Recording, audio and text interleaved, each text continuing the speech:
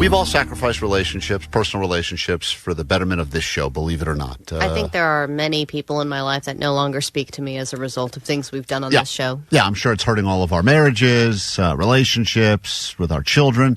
And if you remember, it was a few Halloweens ago that I brought you this audio. It was me telling my daughters at the time that instead of Halloween, traditional trick-or-treating would be canceled for salad night, and this is how they reacted. Dad, you're kidding. Daddy, are you? It says here, because of a candy shortage and shrinkflation, trick-or-treating will be replaced by salad night.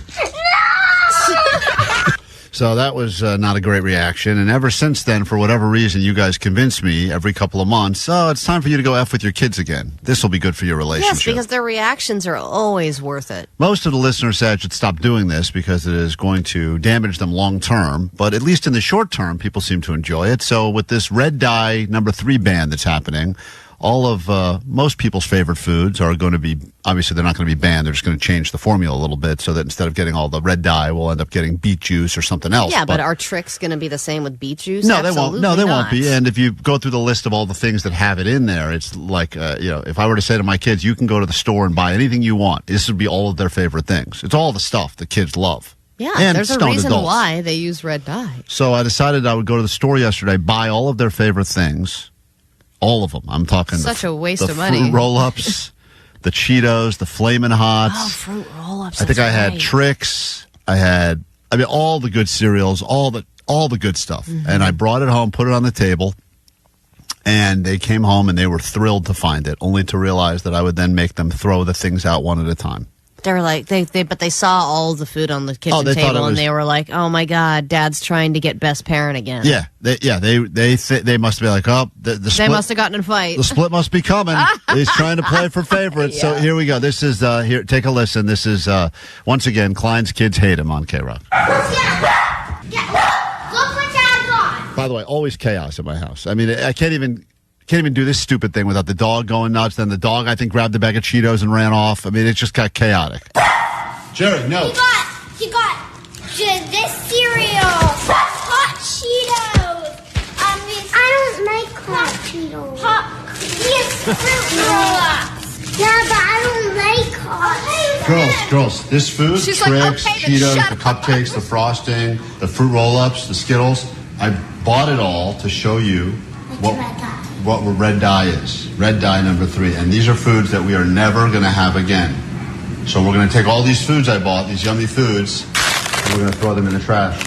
What are you doing, Dad? Stop.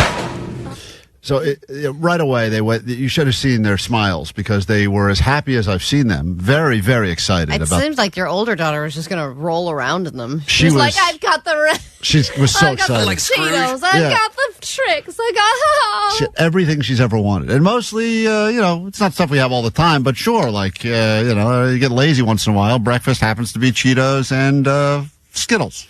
So whatever. Don't judge me. And you give your kid red hot flaming Cheetos. Well, that's why the younger one learned she didn't like them, because I think she first had them when she was like 2, and she was like, these are too spicy. Yeah. So anyway. Oh, you're recording us. Then, of course, when they can sense something's up now because they've caught me too many times, they assume that I'm doing something for the show, and that's when she found my phone that was it was hidden so beautifully under a bag of chips. But why are you buying all this stuffed Cheetos? I'm showing you all of the stuff that we're no longer going to eat ever again in your whole life. Please. No, that's trash. I give you back your phone. It's my phone. What are you talking about? Give me back. No, do not. See that? Do not. Hey. Come on, clean that up now. What are they doing? Oh, man. So, the little one... like such a bitch. The little one... clean that up. The little one grabs the phone. The little one grabs the phone, and then the other one takes one of the snack displays and knocks it all over on the floor. You're literally being bullied by your own children. Yeah, I know. Hey, you guys, give me back my phone! Hey, guys, seriously, come on! Well, they did make a good point, though, because she goes, why would you buy all this stuff just to throw it out? That's she said, like, and I was thinking to myself, yeah, that was really stupid. Yeah, I hate it. They're already at the age, what is it, 6, that they're getting more intelligent than you are. Yeah, I was like, I should have thought of that. This was a waste. Financial waste right Come here. on. No, it's not funny.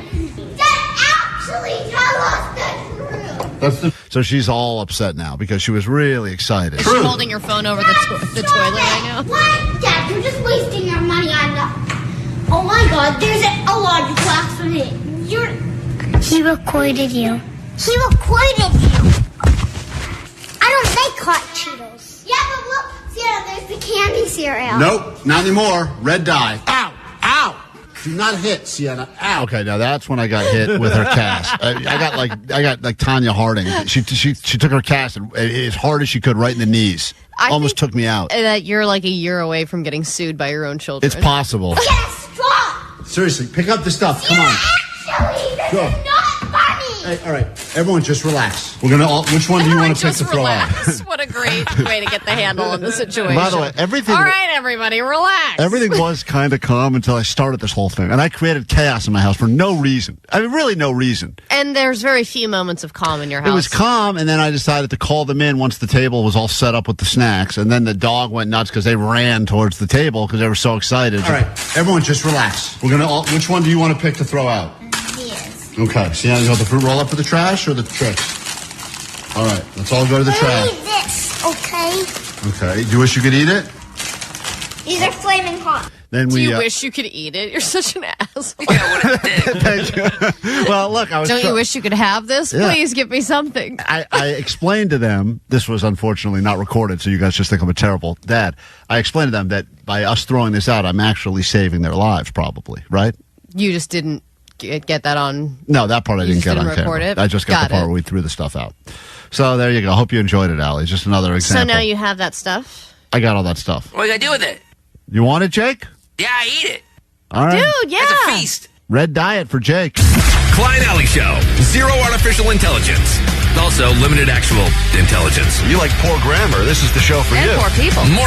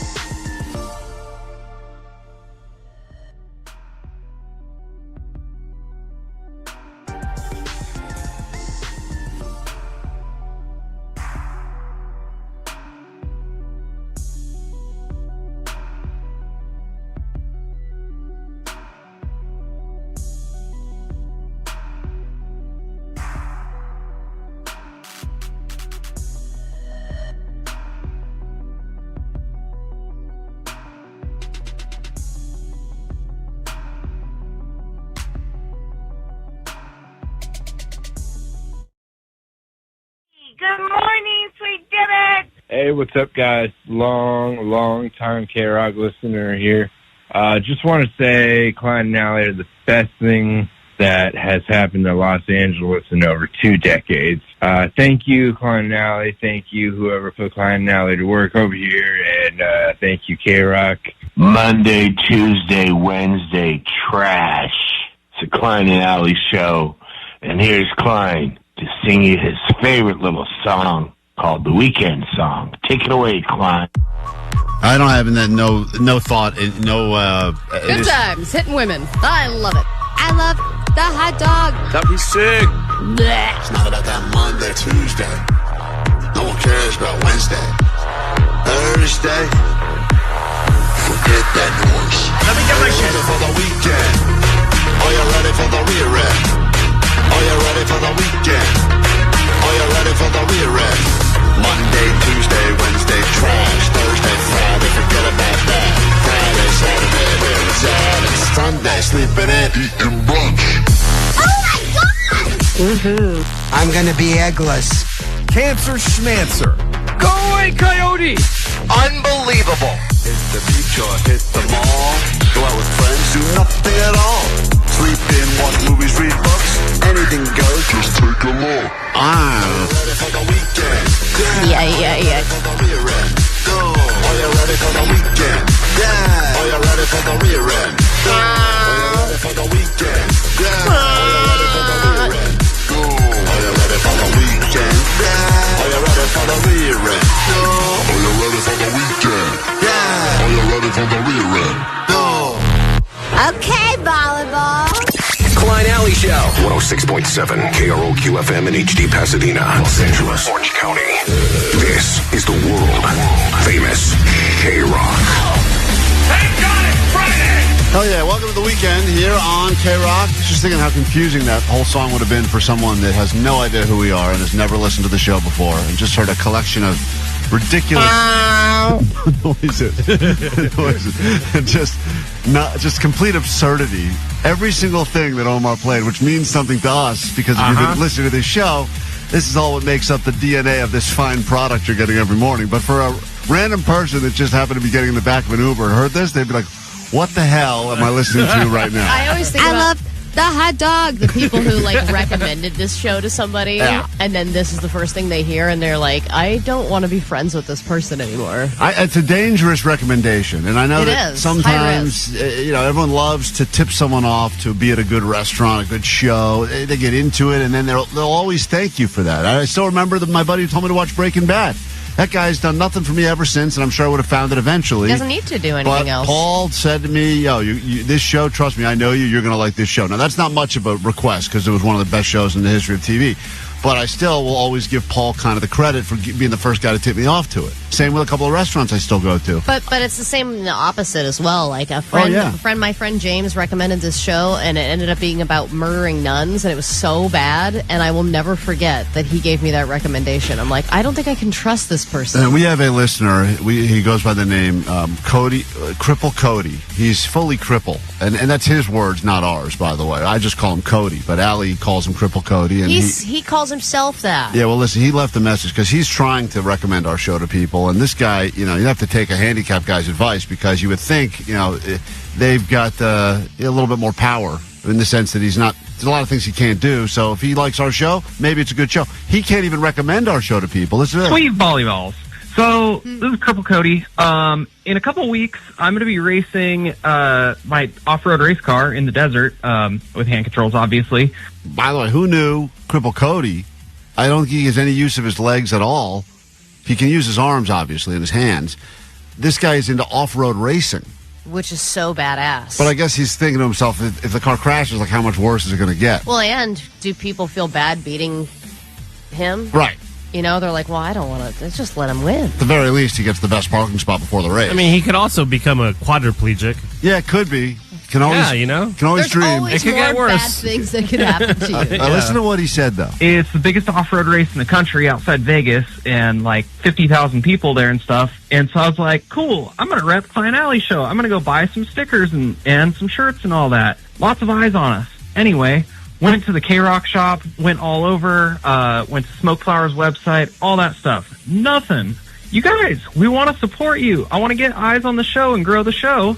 But what the heck? I have one sticker that I got from you guys 2 years ago, and that's all I have to put on the car. Well, I hate to break it to you, but I think the KROQ shop has turned into one of those Halloween stores. Disappeared. Yeah, it's officially what's that store? Spirit. It's a Spirit store now. It only opens up Didn't you once. make those stickers? And the stickers, I had to fund those, and we ran out of those. We still have some enamel pins. There's a fan who made those. Yeah. But you know what? We could also put a little care package together for Cody and send it out. The problem is we also don't have any more postage. We can't send anything. That's the state of the affairs right now, is that if there's people waiting for stuff from us that has to be mailed, we were told that there is currently no postage. Vanessa's running around the building like, I need stamps. Yeah, and Johnny, there's no stamps. And Johnny's going, what are stamps? And we're back to that again. So, listen, Cody, Cripple Cody, and anyone else who's trying to spread the word about the show, help us grow the show. It is the most important thing you can do, truly, and we appreciate it. We wish we could make it easier for you. Dudes, we listeners want to buy stuff from you, but you don't want to sell it. Yep. Come on, get with the bosses. Well, listen, we want to be able to give you stuff. I think it's tacky and unfortunate that we would force you to buy things to help us grow this show, which is really good for us and good for you too as a listener. But the reality is that's where you would hope this company would step up and say, here's a bunch. If any listener wants a sticker to help spread the word about the show, or a shirt, or a hoodie, make it yourself. We're too busy spending money on bee costumes and elf costumes. That's right. Seriously. We got a lot of costumes for seasonal things. I think the KROQ shop, they said it was the company didn't even want to spend the money to make the thing when the person ordered it. Right, that was the issue. Okay, so you literally will make money if you make the shirt. Right, I get it. And you can't even spend that money. Cripple Cody, thank you for your support. Obviously, I hope you win your little race. And more importantly, we'll try to make add that to our list of goals for the year, Allie. We get some merch that we can start giving to people. I think actually, maybe I'm wrong about this. I do believe they're getting some shirts made up for our Ditch Day thing a week from today. Yeah, it's no summer. they are. Oh, cool. So if you go there, Turkey trot pick? It'll be Allie's face. Allie's turkey trot face. That'll look great on That would Cripple sell Cody. so... Oh, my God. I think they're all free, though. I think you just got to show up, you get something. So that's cool. So we got that. So, Cripple Cody, all you got to do is get up the mountain. I'm sure that'll be easy for you. And we'll see you at the top of Snow Summit in a week, all right? Let's get into this song, and then we'll tell you everything we have in store for you today. Hey, the great Tony Hawk will be on with us. Legend. L.A. legend, skate legend. And by the way, a guy that I think everyone on our show has said we should get on the air, and he'll be on with us around 7:30 this morning. So that and more coming up here on KROQ.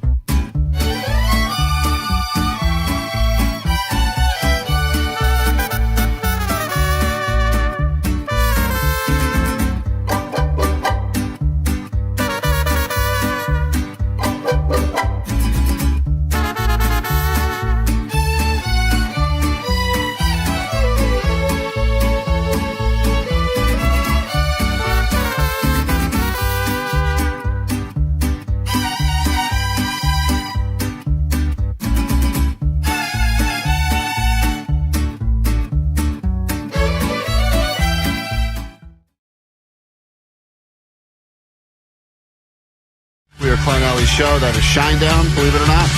Call 365 on KROQ this morning if you'd like $100 of easy money. Call us now, 800-520-1067. It's a Pick Your Poison Friday. You could battle the former birthday girl right there or take on Jake the Nerd, who calls himself the Ace. The Ace! You could take on me because Allie writes the questions on Friday, so guess you could come against me if you want to. Take on Omar, Jake. You got Postmaster Johnny, the dummy, and Vanessa, always confused and adorable. So a lot of options. If you'd like to win an easy $100, all you got to do is get on the phones now at 800-520-1067. Hello, Barb. Hey, good morning, guys. Good morning. What's up? How are you? Doing better than you sound. To share something. No, that's just my voice all the time. Oh, cool. Really? Yeah, I'm known for my raspy voice. Man, you've got like a permanent sick excuse. That's great. Unless you know me all the time, I can't get away with it. Got it. Okay. What can we do for you, Barb? I was just kind of listening to you guys, and I thought of something. Growing up, my stepdad had a KROQ sticker on his bumper, and it was kind of like a validation we were cool. Yeah. Because if you saw their cars and they had KROQ stickers, it was kind of like, oh, they're badass too, Yeah. You knew that they were listening to the good music on the radio. So I don't know. Shinedown. And that last song aside, whatever. They're trying things out here. We're going to get some stickers that say KROQ except Shinedown. Yeah, People love Shinedown. Cool. How dare you? All right, thank you. I agree. Yeah, we're going to bring that back. We're going to bring back the sticker. We must do that. Jason, hi. Hello. How are you guys doing? Good, but we're way behind. And Vanessa's in my ear yelling, wrap it up. What's going on? All right. I do auto badges. And just want to say, my first sticker on my first car was KROQ. Way back when I had a Volkswagen Jetta. I was listening as I go into work. I do auto badges, and I'd love to fund the KROQ one. Oh, hold on. Great, we need money. Get that guy's information. You had us at the word fund. Man, remember when the VW Jetta was the coolest car? Man. All right, hold on one second. Let's get that guy to get some Give us stuff money. going for Great. Quick break. Come back. Give you $100. Sally's money. All you got to do is be on the phone. 800-520-1067. Little Allie knows the news as we get into your weekend. We'll do it next.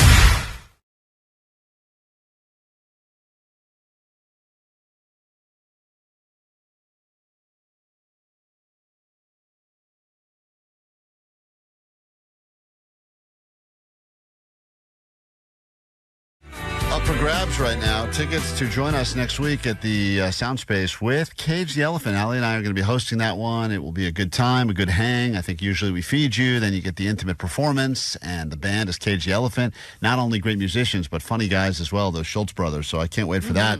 We will be doing that next week. Get you in if you succeed in this challenge called Netflix or Notflix. Not! Real descriptions about real things that are actually happening on Netflix this month as we're entering a brand new month, the month of May, but also ones we've made up. And if you think about some of the stuff that they're promoting heavily, they sound made up. If I were to tell you, Allie, they're going to do a roast of Tom Brady and they're going to call it the GROAT, the greatest roast of all time about the GOAT, you would say that sounds like one of your dumb things, Klein. But that is actually happening on Netflix, and it's happening on Sunday live. And we're actually really excited about it. I can't wait. It's at the Forum. I think I'm going to go. Actually, I think I'm going to go to it. But you are? I'm attempting. It's not easy. I mean, it's not. How do you go? You just show up? Yeah, we can buy tickets. Tickets are for sale still through Ticketmaster. Oh, I would think something like that would sell out immediately. It's a lot of it's already sold out. But I'm planning on trying to go. Let me call Nikki Glazer for you. No, because she doesn't know who you are. And she's going to say, Jake, hey, do you remember me? I need a favor. Yeah, You're planning on trying to go? I have an attempt to go to the thing on Sunday. I think it's... What kind of weak sauce commitment is that? I can't wait. What I can't wait for is for Klein to actually get tickets to this and then not go. I will go. Yeah, that's what's going to happen. I'm going to the GROAT. And then he's going to be like, does anyone want to go? I can't go. And then one of us will go. And then Johnny will be like, I went to this roast of this old guy. All right, I try to not get too excited about things because whenever I get really excited and commit to doing something, it never ends up happening. So I'm just trying to just say I hope I can go, but Klein will be at a play or a Disney on Ice. There's something going on I don't want to be at. Trust me. Anyway, that sounds made up, but it's real. And then there's Unfrosted. A story about the creation of the Pop-Tart. Also sounds completely made up. That is also real and happening on Netflix this month with Seinfeld. So I think that comes out this weekend. All right, let's get to it. It's time for Netflix, Notflix here. KROQ, I will describe a show. You tell me if it's real or did we make it up. We start with Jen in Koreatown. Hi, Jen. Welcome to KROQ. Good morning. Hi, guys. Good morning. Free dibs. Sweet dibs. Here we go. Because you're in Koreatown, I will give you this one. A Singaporean tycoon, an Italian luxury brand heir, and a Pakistani noble, and more explore the lavish lives of the super rich individuals living in Korea. This is called Super Rich in Korea. Is that Netflix or is that Notflix? Oh, my God. It's Netflix. Sounds like maybe it's a Netflix show. You think that's real? Super Rich in Korea? You are in Koreatown. You would have the advantage here. Let's find out. It's the title that gives it away. Super Rich in Korea is not clever and very on the nose. Yeah, they don't have a clever title department over there anymore. That debuts May 7th, and they do love anything that is either super rich or super poor. And then they love extreme. They love the extremes. Or someone who was rich and then poor, or was poor and then rich. Jen got hers right, so we start with a winner, and hang tight. Everyone who gets theirs right, Allie will pick one of you at random. You'll get to go to the Cage Elephant Show. We move on and say hi to Dylan right now in Los Angeles. Dylan, welcome. Netflix or Notflix? How goes it? I'm good. 100 piñatas filled with everything from penny candy to $100,000. Blindfolded contestants bash for cash in this high-stakes piñata game show called Winyata. Is that Netflix or is that Notflix? There's no way that's real. I'm going to say Netflix. Why are you saying there's no way that's real? Sounds like an amazing show. Allie, people are bashing for cash? Is that what they said when you pitched it last week? That's right. Not! Winyata is not real. Damn it. Thought we'd get him on that. But I picture all of these shows coming up on your feed and you'd being like, whoa! Yeah. I gotta watch Winyata! Guys, Season 3 of Winyata came out, guys. I've watched Season 3 of Is It Cake twice already. Okay? And I'm fooled still. I know now which one's cake, and I still watch it again. Tim, Santa Monica, welcome to KROQ. How goes it? Good. Sweet dibs. Sweet dibs. In a world of AI, do we even stand a chance as humans when it comes to dating? Will our single suitors be able to determine and decide who is real and who is a robot in a blind dating battle where some contestants are human and others are AI technology? This is Robomantic. Is that... Is that a real... Oh, new season of Robomantic. Is that Netflix or is that Notflix? I got to say that's a really good premise, but I'm going to go with Netflix. God damn it. I thought... Not! Right, whatever. I thought this game used to be trickier. It never used to be tricky. Hey, Allie. It used to be trickier. Allie, what? Nothing. Dylan got his right. You saved all your good ideas for the paper. In front of you. Welcome to Netflix or Notflix. New month, new shows. Let's go. What, you ready? I'm ready. Okay. A film crew follows two leopard cubs as they make a fascinating journey from infancy into adulthood in this up-close and personal nature doc called Living with Leopards. Nice. Sounds pretty informative. So I'm going to go with Netflix.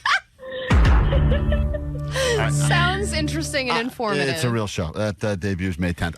It's not called Three of Cubs or whatever crappy pun that's name a you great want to name. make. I'd definitely watch Three of Cubs. That's so good. They'd have to gamble, though. All right, listen, I feel like you guys are mocking me with the fake shows, so it makes Rico... Let's continue mocking. Rico, I'll give it one more chance, and then we must move on, because this is stupid. Right? We all agree it's stupid? Uh-huh. I like it. I like it too. Thank you, Rico. Dating show... I hate it. I'm out. Thank you, Mark Cuban. That's a successful show.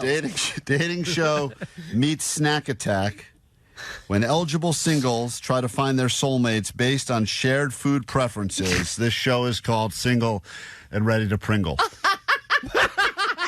Wow. When someone just says wow... You don't even try, man.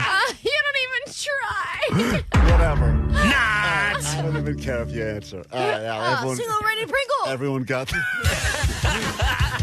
Everyone got theirs right. All ready to Pringle? That makes no sense.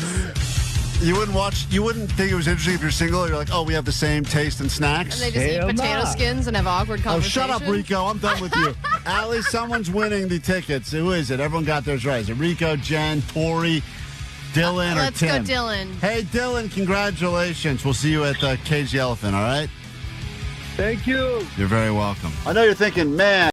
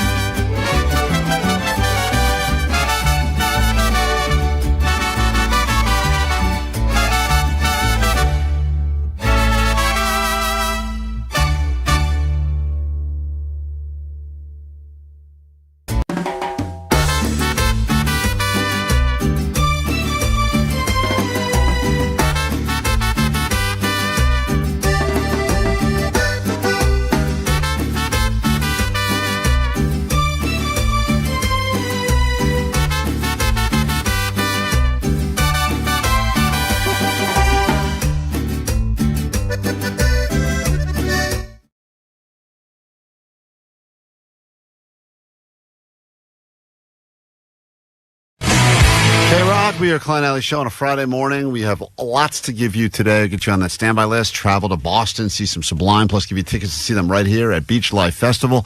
Also, we will get you in to see Sebastian Maniscalco at Yamava, and we've got lift tickets all morning long so you can hang out with us a week from today as we take over Snow Summit.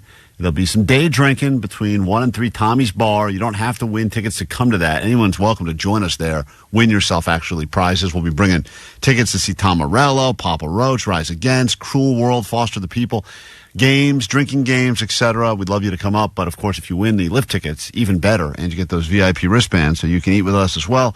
But right now, we've got $100 up for grabs and lift tickets. If you beat Allie or anyone on the show, it's a Pick Your Poison Friday. In this exciting edition of Allie Knows the News with a brand new theme song sent in by an international listener. Her wife's one of the top therapists in the world.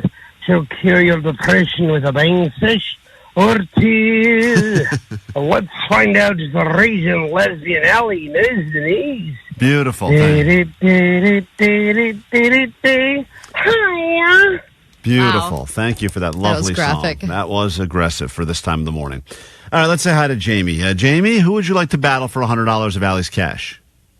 Morning. How about Vanessa? Vanessa. Okay, volleyball. You're going against the volleyball. Watch out. All right, that's dangerous. She did work for NASA at one point, which is probably the most impressive thing that any of us have on any of our resumes, is that at one point, a woman that talked to a volleyball drunk at a bar worked for NASA. That is crazy. None of that is true. Sequester herself far, far away so she cannot hear these questions. Jamie, you got 5 questions. Allie will be delivering them to you. Answer them quickly, confidently, and accurately so we can pay the people your round of Allie Knows the News. The Vanessa edition starts now. Allie Knows the News. All right, a brawl broke out yesterday at a Costco in Atwater Village. What was the reason for the brawl? Gotta punch them all. The DEI. The anti-DEI thing. All right, DEI. Question number 2. Tickets for Mega Millions jackpot are going up. What is the new price of our disappointment? $10 million. For one ticket? That's a lot to get in. One ticket. No. $5. Okay. Question number 3. Bad news broke, stoners. This viral limited edition menu item is now disappearing from the Taco Bell menu. No. Oh, the taco pizza. Taco pizza sounds delicious. Oh, man, they should add that immediately. I love it. Well, I don't even know what that is, and I want it. What are we doing? Not eating taco pizzas right now. Sitting around like a couple it's losers. discontinued. It was never on the menu. Oh, damn, that's a great idea. Question number 4. A couple is suing JetBlue for $1 million after a giant chunk of what fell through their roof? A giant chunk of... Please say taco pizza. Please say taco pizza. That'd be so great. A piece of airplane. Okay, good guess. Piece of airplane. And then finally, question 5. This 2 years after he almost died, this Avengers franchise actor is coming out with his own memoir, which will not be called Mr. Plow. I got this one. Jeremy Renner. Okay. All right, let's bring Vanessa in. We'll score it together. That's Jamie, listening to us currently in Gardena. And for everyone else on the phone from Van Nuys, Santa Monica, Long Beach, Pacoima, everyone who wanted in on this, apologies that Jamie was selected. But good news, you'll have another shot to win those tickets later this show and another chance to win $100 right around this time Monday morning. All right, Vanessa's entered the studio now. Good morning, Vanessa. Good morning. Good morning, volleyball. All right, question number 1. A brawl broke out at a Costco in Atwater Village. What was the reason for the brawl?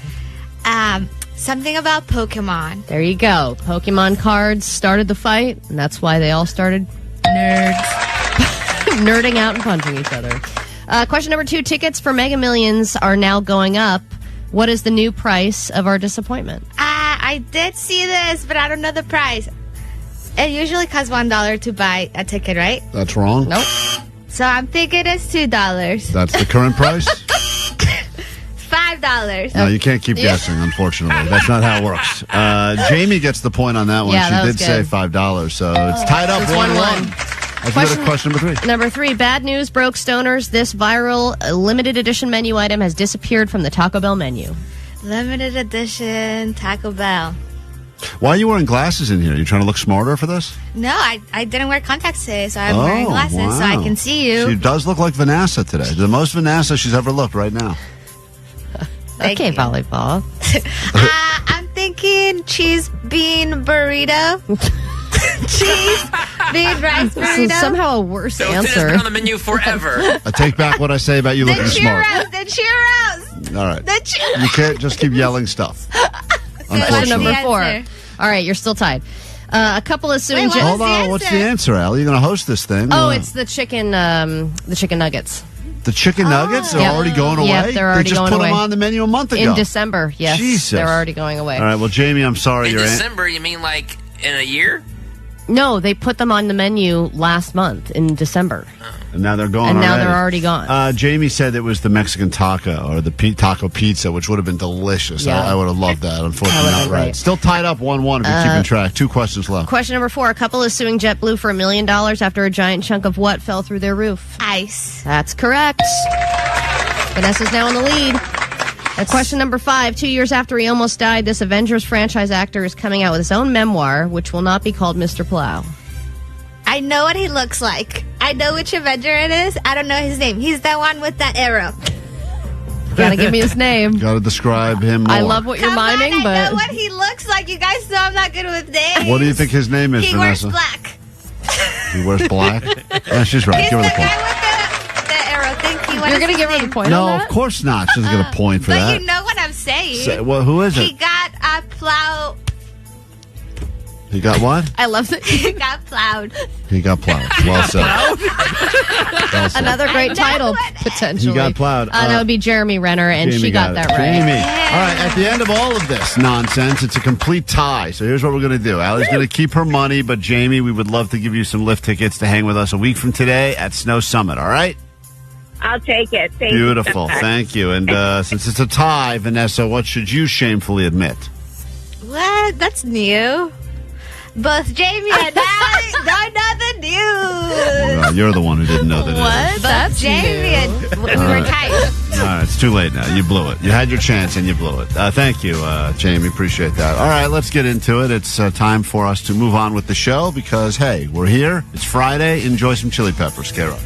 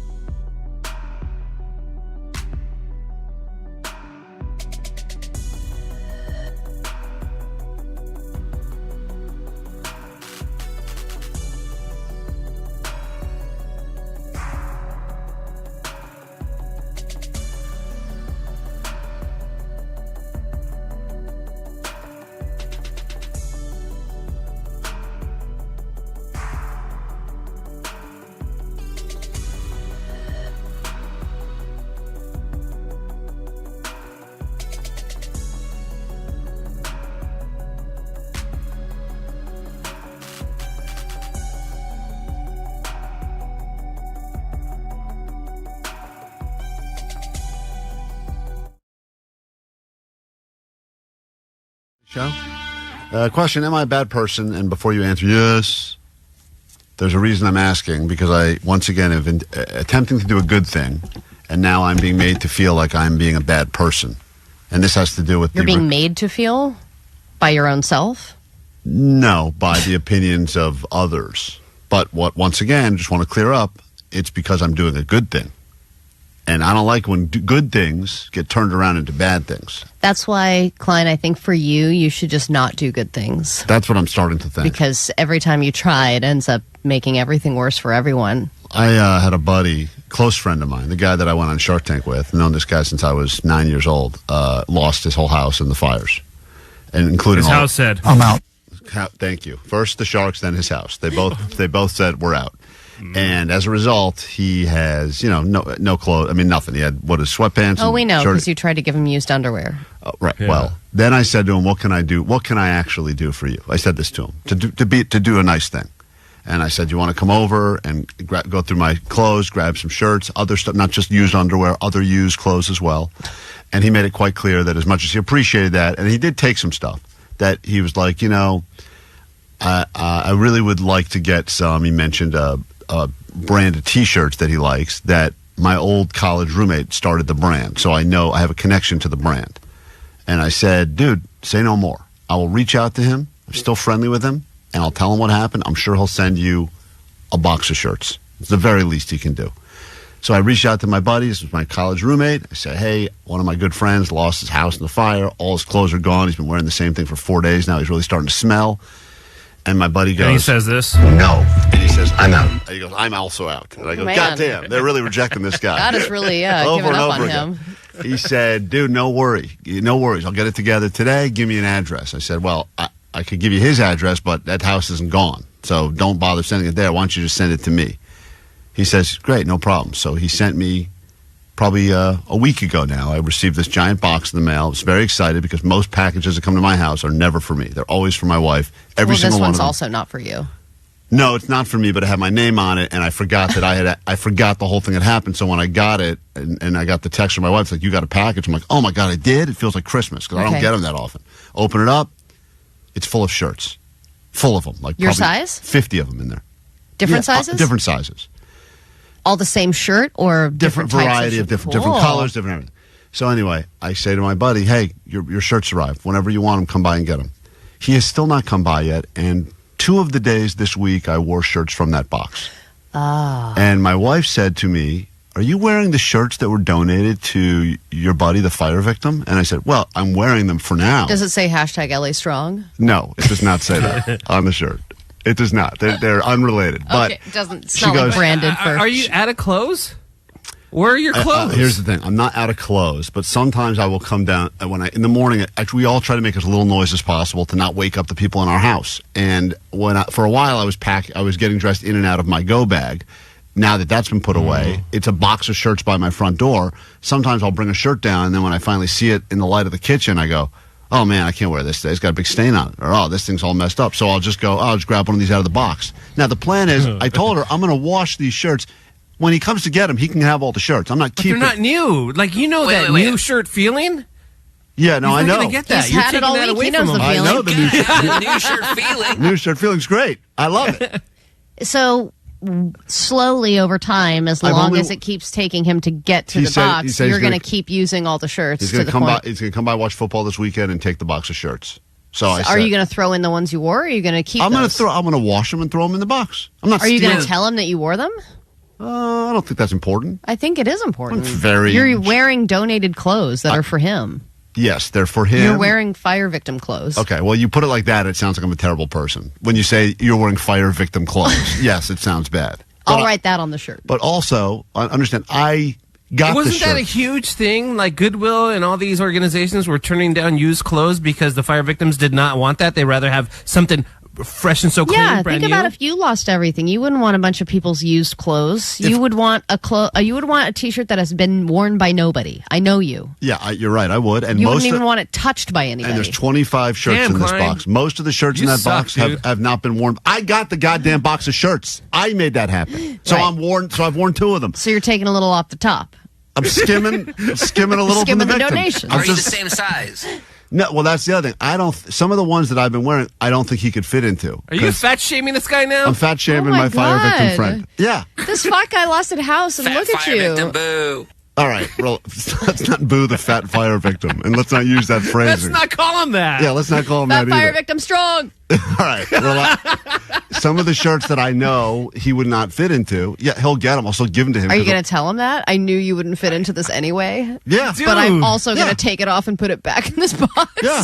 And I probably shrunk it in the wash so it's even smaller. I know. Are you going to wash them before you put them back in? So you guys have all locked in on your vote. I'm a bad person because I had to try to convince my wife. He's still, even if I wear 3 of the shirts, even if I keep 3 of the shirts, he's still netting like 28 shirts or Right, whatever but it he's is. going to arrive at your house and you're going to be like, here's the box, and it's already opened. Well, like, just the fact that it's already I opened didn't and realize, rummaged through. because I didn't know when I told you. When it arrived, I forgot that this thing had happened. I was like, whoa, I ordered a bunch of shirts for myself? Cool. And then I realized, oh, these are the donated shirts. And then you wanted to soothe your disappointment with shirts. That's right. That's right. Okay, thank you. I don't need your votes. I've seen the text line loud and clear. Yeah. It's hurting my feelings. We'll take a quick break. Not the one today. Anyone on the net bangers. This one with my shirt. No, it's not. I can tell it's new. This was a donation for 9/11. I'm wearing this one right now. The World Famous KROQ. Klein Alley Show. KROQ.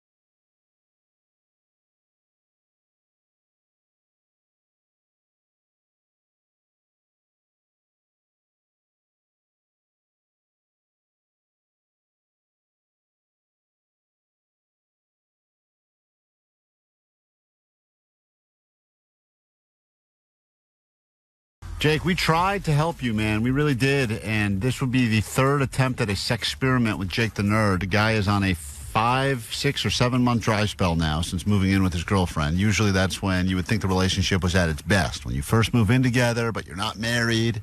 You still got all that fun of reckless sex, no kids to ruin that. Gosh, that's amazing. Good and you can have times. sex whenever you want. Whenever, you're living together now, no reason not to. Wherever you want. But for whatever reason, Jake has entered month number 6 of a dry spell, and we've given him 3 different sex experiments to try to bring anything into this guy's life. Mm-hmm. And in a lot of ways, he's doing it to himself, but I also do feel bad, but I know that he could change his situation if he really put his mind to it. A lot of people on the text line also claim that they can out-dry spell Jake, and that's not really what this is turning into, a battle of that. But if you've ever snapped a long dry spell, maybe you had something that worked for you, because we've tried, and I thought yesterday was going to be the slam dunk home run for Jake, because those giant flowers that arrived here for Vanessa, sent by a listener, she didn't want them because she didn't know who they were from, and she was creeped out. We convinced her there's a hidden camera inside, so we gave them to Jake to give to his girlfriend, because he never does nice things like that for her. Yes, and I think this would be something that made her feel loved, because there are plenty of times where he's ditched her to go see shows. He's bought gifts for himself at those shows without thinking of her and giving her anything. I think for Valentine's Day, he picked up some flowers at Vaughn's. And like a chocolate bar. And chocolates. A chocolate bar. So anyway. Because we told him to. Right, we told him to. Anyway, here is him attempting to give her the flowers. And any woman would, I think, for the most part, be like, wow, this guy spent, it's a real deal. I mean, you can see pictures of this on our socials. So it's beautiful. $400 operation here. Listen to this. Hey, I got you a present. I have a present. Even the way he says it, it's like, come here, you. Hey, got you a present. It's like, you don't even set it up nicely. Hey, she loves him supposedly, so no, maybe this is Does she charming say for that, her. Jake? Sometimes. She says, I love you to you? Yeah, if I say it first. Oh, my God. Are you sure you're still in a relationship? I hope so. Like, maybe she thinks that you guys have broken up. Have you ever checked?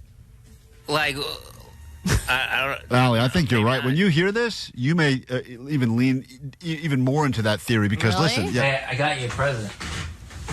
I have a present for you. Yeah, what? Yeah, That's like what? the help. She Yeah, seems what do you annoyed by it. You're out of your wing. How did you get it? What do you mean, how did I get it? Did you steal from someone? Oh my! Did you steal it from someone? It's her first question. Did you find this on the side of the road? It's her first thought. Dude, the presentation is everything, Jake. You show up. She was gone when I got home. I was going to do it right when I got home and surprise her. I was going to have this whole thing, but she was gone. So she came back later during nap time. I was asleep. So this is after I woke up, and she was in the house, and I'm not good at this. So if you had clearly, yeah, we know you ran out of stuff. Yeah, but if you had known when she was going to be home, maybe you could have stayed awake and been waiting for her. And oh my gosh, you're not taking a nap for once, and you brought her flowers. Like that probably would have upped the game. Or rip some of those petals off and have a little trail leading up the steps to her place. Why didn't you tell me that beforehand? Dude, I can't. We can't micromanage every part of it. Yes, you can. Baby bird me. Listen to this. What do you mean, how did I get it? Did you steal from someone? No, I didn't steal from someone. Is it real? Yeah, they're real. What? Yeah. Careful, it's heavy. Why? How did you get it? I got it for you. I don't think so. You don't do this. You don't do this kind of things. She's so... She can see right through it. I love it. She knows this is so not something you would do, but you can tell though that she loves them. That first that genuine reaction like, of they're really for me. Yeah. They're real and they're for me. It's like she's craving this, and you give it to her, but then it's ruined. What do you mean I don't do this kind of things? I've gotten you flowers before. Yeah, but not like this. Tell me the true story. I got it from work. Oh, why would you crumble little bitch? So quickly, Jake? Honesty is important in a relationship. No, false. It'll ruin you. You've gone with honesty, and it's gotten you nowhere, dude. I'm going to try it again. You're going to try and give her the flowers again. Yeah, I'll take them back. Someone else send some more flowers here. I'll try again. Listen, dude. All you had to say was, I wanted to do something special because I haven't done anything special in a while, and I love you. You don't say the thing about the sex. That will be hopefully what comes of all of this. But then when she breaks you down within 1 second, you go, I got him from work. I got it from work. Yeah, I know, of course. Of course. See, right away.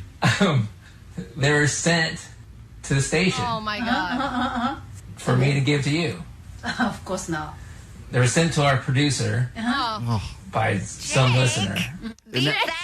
And even worse. I am being honest. Dude, it's like you were so brutally honest here. You could have. You really listen to Vanessa. You didn't have to say they were sent to another woman. I mean, you've really ruined all of this, dude. I didn't say woman. I Some said listener that freaked her out. We did a bit about today, and they're like, Jesus. "Why don't you give these to your girlfriend? She'll like them," and see what she says. So Jake told them that I didn't believe it. I'll tell them that you didn't believe it. Do you like them? I like it. What, you will have to return this one? No.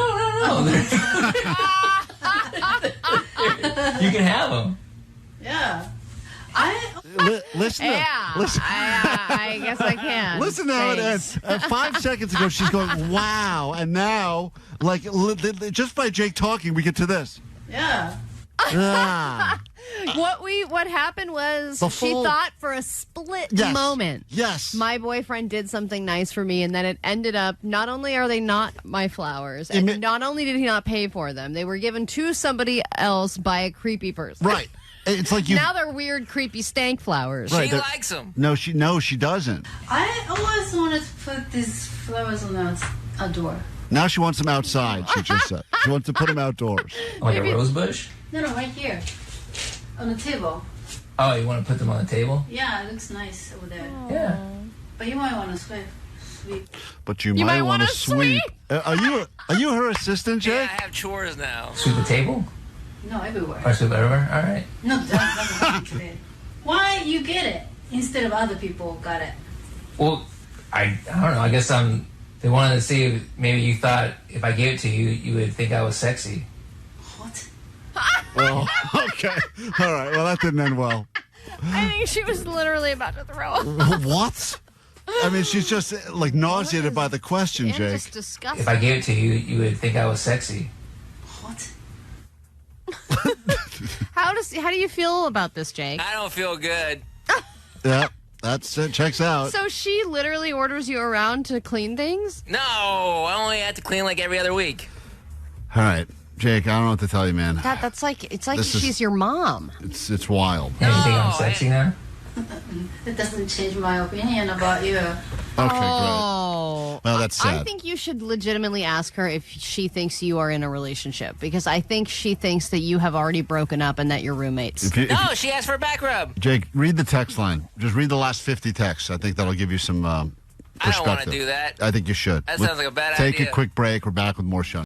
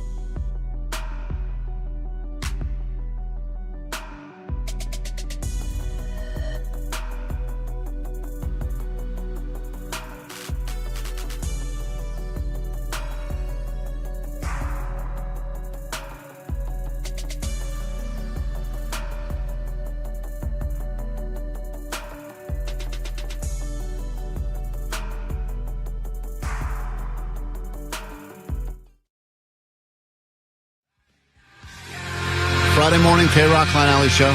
Listen on the radio, the stream, the podcast, or you can watch us. We are streaming live on YouTube. Hello, Net Bangers. Good morning, and very easy. Some people checking out the show for the very first time today. Hop in that chat community. There's lots of people with lots of comments about things going on here, and they love to make fun of our physical appearance. That's what it's all about. Let's get into your news now, then we'll get into a brand new hour of the show. The first thing we'll do is give away some more lift tickets to hang with us a week from today as Klein Alley Show Ditch Day rolls on. Back to Snow Summit. We get your ass in starting at the beginning of the 7 o'clock hour, but here is your news first. Grab your Adderall. It's time for ADD News. As you well know, Klein, the most important part of any news group is always the weather girl, the meteorologist. They're always the one breaking the news about all things weather, and there is a dark cloud over all of them today. Can't believe they didn't see that coming. I know. You would have thought, of all the people, it would have been the meteorologist who would have seen that dark cloud coming. What's up with the Doppler now? It's not doing you any favors? No. Well, the Doppler is the... Is that different? That's what killed them off. I mean, that was like the people are all freaked out about losing their jobs to robots. Once the Doppler got to Doppler 5,000, Doppler 10,000, the weather people were more useless. It's funny because, yes, over 100 meteorologists have been fired across the nation. That's not the funny part. The funny part is that... What a terrible tribute. You would think that this is happening because of smartphones, because we can get the weather on our phones. What do we need a meteorologist for, right? But the reason is the opposite. The weather is getting too important. They're now hiring out the Weather Channel to cover all this because they're the ones that have the money, the tech, better reporting, because weather is getting more and more extreme.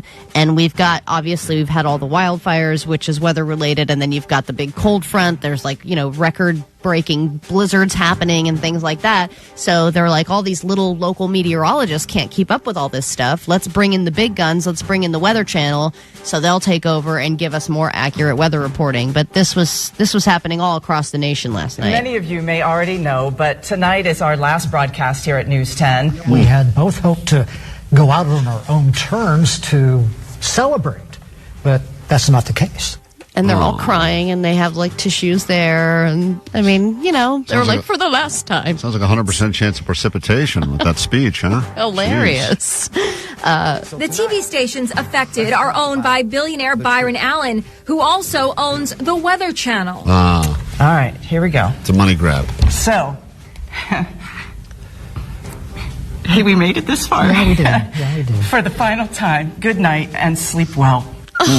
Isn't that heartbreaking? So let me get this straight. They're still going to do the weather on all these local channels, but instead of having that local meteorologist, their Johnny Mountain or their Dallas Rains, it's going to be the Weather Channel. Their Fritz Coleman, whoever, they're going to have they're going to go to their national weather team, and it's going to be from, just those general overviews. But or it'll be specific to the areas, but they've got this big, massive, Right. I get it. No, I mean, if you're local there. and you only have Doppler 4, and then the Weather Channel's like, they're the Weather Channel. Right. And it's probably more cost effective for them to just use that versus all these little, small town weather people. But that's, I feel like if you have a job as a meteorologist on a news station, you feel like pretty successul for your job category, right? I mean, that's like the best of the best. Yeah, I mean, that's a niche thing to get into and to say when you're younger, I want to grow up and be one of these weather people. I knew two people that became weather people. Neither of them doing it anymore, though. But I remember that was a big deal. They're like, they got to stand in front of that green screen and point Why to aren't the map. they doing it anymore? Because they couldn't find work, or because they sucked at it? Or one of them married a rich guy, so she's out. And that's I'm a weather. Never mind. And I think the guy got iced out or something. Wow. All right, though TikTok was banned and then unbanned, the problem is not over. The ban was pretty much just delayed, and it's possible that in another 60, 70 days, whatever, the TikTok might be banned again. So, like I had said last week, a lot of people were moving over to Red Note, but there are other apps that are trying to lure TikTokers over to them and are offering cash incentives. Meta said that they're now offering to pay up to $5,000 to popular creators who will join Facebook or Instagram.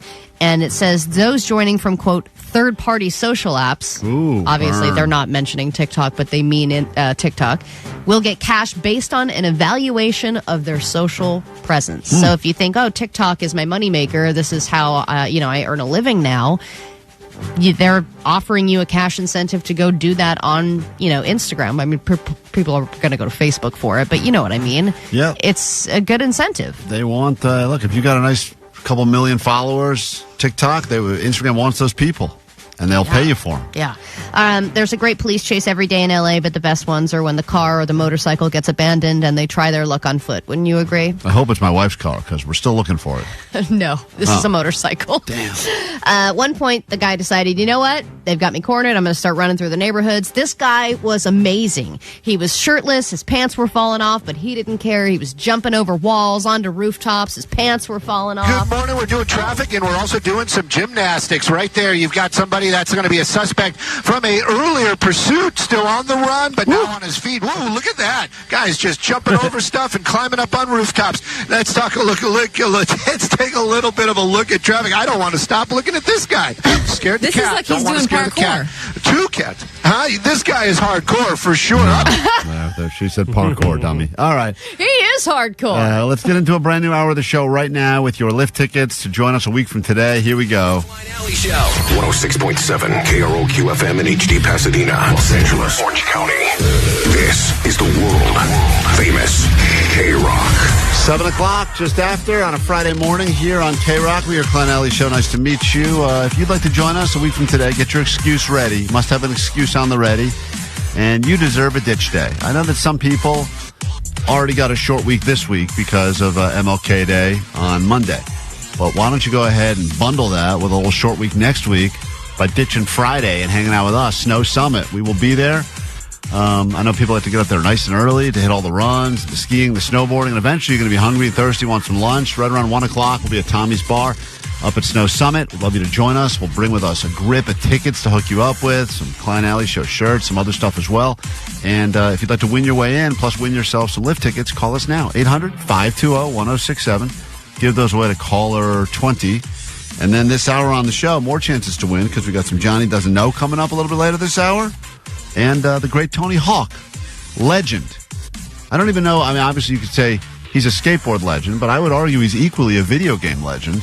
I think even more so for me. And Because I never really watched like skating events or things like that. I only knew Tony Hawk from the video games.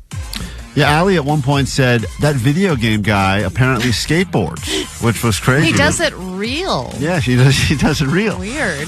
So he's one of the few guys that actually does it real, and it looks almost as good as he does in the video game. Yeah. Whereas the rest of us, we look way better in the video game than we do real. Oh my God, so good. So Tony Hawk will be on with us in about 30 minutes as well. Will Allie ask another long question? There's only one way to find out.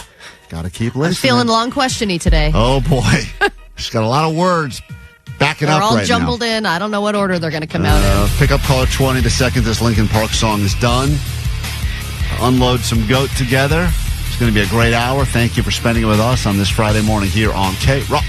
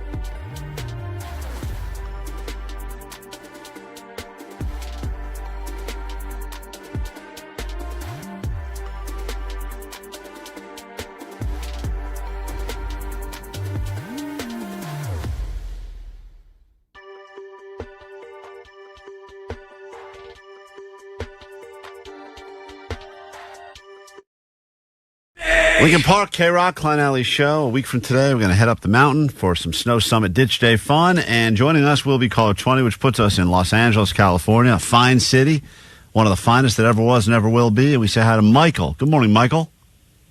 Good morning, guys. I'm so excited. I can't believe it. I've been trying to get through all week. I love you guys. Well, listen, save that excitement for a week from today. Listen, shut up. Shut up already. It's too early for this. No, seriously, thank you. Means a lot to us. And to hopefully, you a skier, snowboarder, or just want to drink? I snowboard. I've been trying to get my cousin to come out with me for the last 4 years, and we've just been putting it off. But this is the year. This is the year, and next week will be the weekend. What is the excuse you're going to use to get out of whatever your normal responsibilities would be on a Friday morning? It doesn't matter. This comes first. I am going to call off of work, and that's what's going to happen. All right, great. We'll see you a week from Friday. Hold on. Give that guy some tickets and some wristbands, and we'll get you in again later this hour and a few more times this morning. Do you think you'd be able to tell a skier voice from a snowboarder voice? Oh, yeah. Definitely. So obvious, right? Very clear. Hey, whoa, I don't care. But the difference between snowboarder voice and someone that has just wants to sit around and drink in the bar, finer line. That would be more difficult, I would think. Hey, Rose, you're on KROQ this morning. How goes it? Good. What can we do for you? Is it okay to ask for d-pics? From us? Sure. Yeah, we'll give them to you. Whose do you want? You want front, side, up, down? Wait, hold on. What's the context of the question? Is it okay to ask for d-pics from a guy you're talking to, like through an app or something, Instagram? No, just through friends. Wait, you want to ask a friend for a d-pic? No, like a friend's friend. Are you talking? So I asked him, and he said, "What?"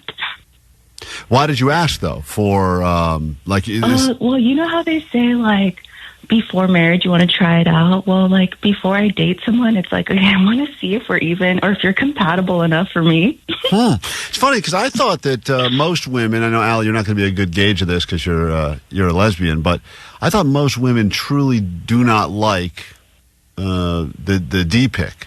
I mean, unsolicited. Some women though really love it. Really?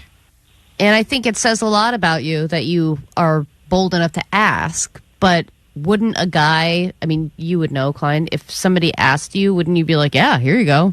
Yeah, probably. Like, the reaction of going like, what? What's wrong with you? I feel like not a lot of guys would respond that way. Rose, I don't want to put words in your mouth here, but it sounds like you're asking more for like research purposes than for like being actually, turned on. Or is it a little bit of both?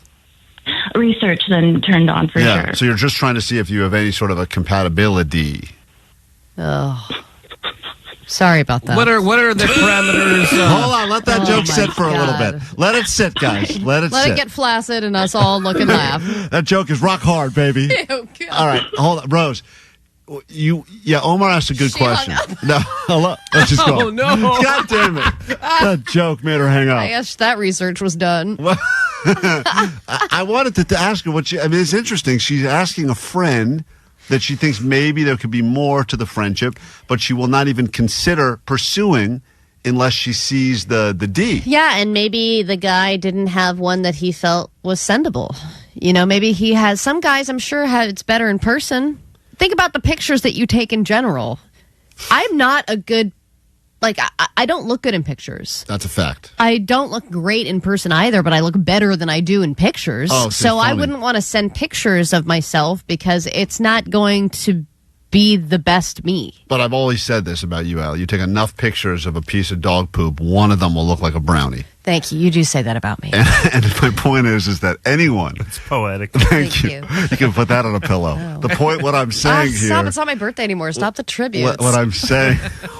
what I'm saying is that you can take... this, because everyone's done it. You take 50 pictures of yourself, and then you find one that is the least... terrible one, and you go, that's the one I'm going to share or post. The same would be true for D's, I would think. So if somebody asked you right now for a D pic, you would have one ready to send? No, I don't have one ready. See, that's the thing, is maybe he didn't have one ready, and then he probably spent time trying to take a good one and couldn't, and so he's just responding with like, what? What do you mean? I'm not like that. Vanessa said she's being shy and doesn't want to return to the show. Vanessa, give me a sense of your conversation with her off the air. I said, did you mean to hang up, or did you... No, do you want to continue talking? She's like, I have to go. Right, yeah, it sounds like she's at work. But she wants the answer, so we'll give her the answer because she's listening to the show. Is it okay? I think most men, if they were asked for a D-pic from a woman, if they were asked for it, would be honored and would be happy to...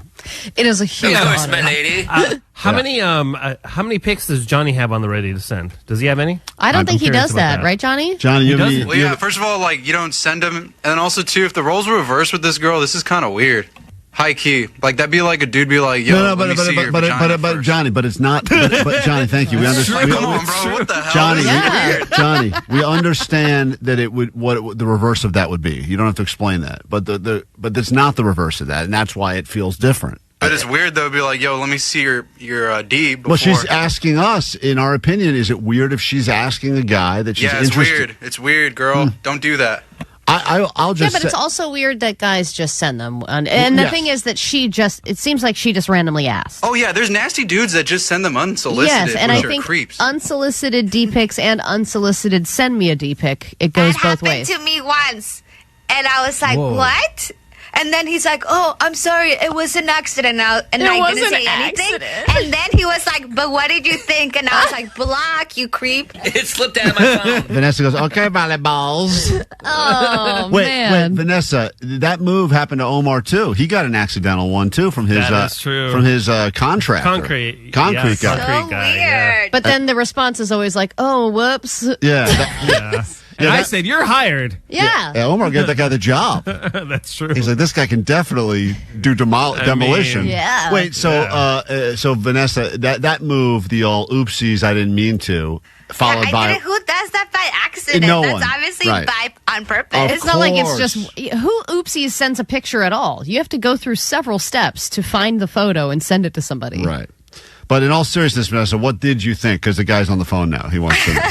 I didn't think anything. I was like, why are you I've never thought Penis's pictures were like, ooh, so awesome. I never got that. But it's the same thing with scammers. Like, you think, oh, does this work on anybody? It must work on some people because people keep doing it. But it's true. Some girls do like them.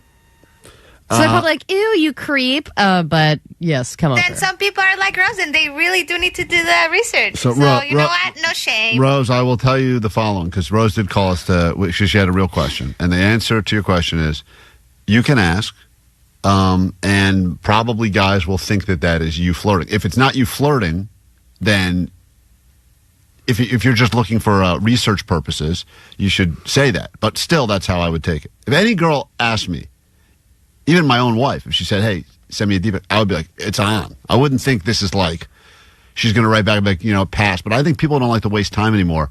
Like the whole thing about, starting to date someone is, you understand going into it, this could be a giant waste of time. I could learn after 1 date, 20 minutes, 3 dates, this was a giant waste of time. Sometimes you learn that the first time you get naked, you're like, nah, that's not going to work. Yes, but I'm sure on Loveline with Dr. Tara, she would say that you shouldn't base your compatibility on just a d-pic. It's about so much more than that. That shouldn't be a make or break for somebody. Show me penis. The only thing that shows we're compatible is the way I look at your D.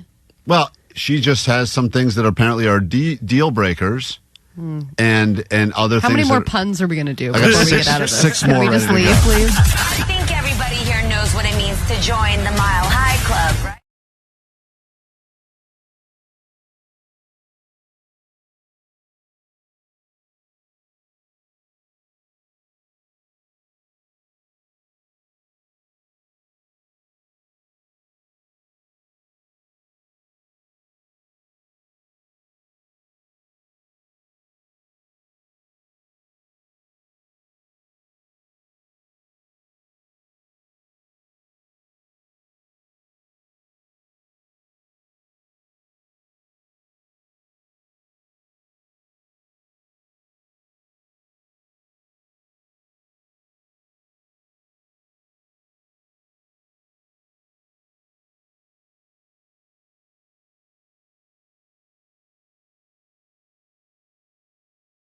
KROQ, Klein Alley Show.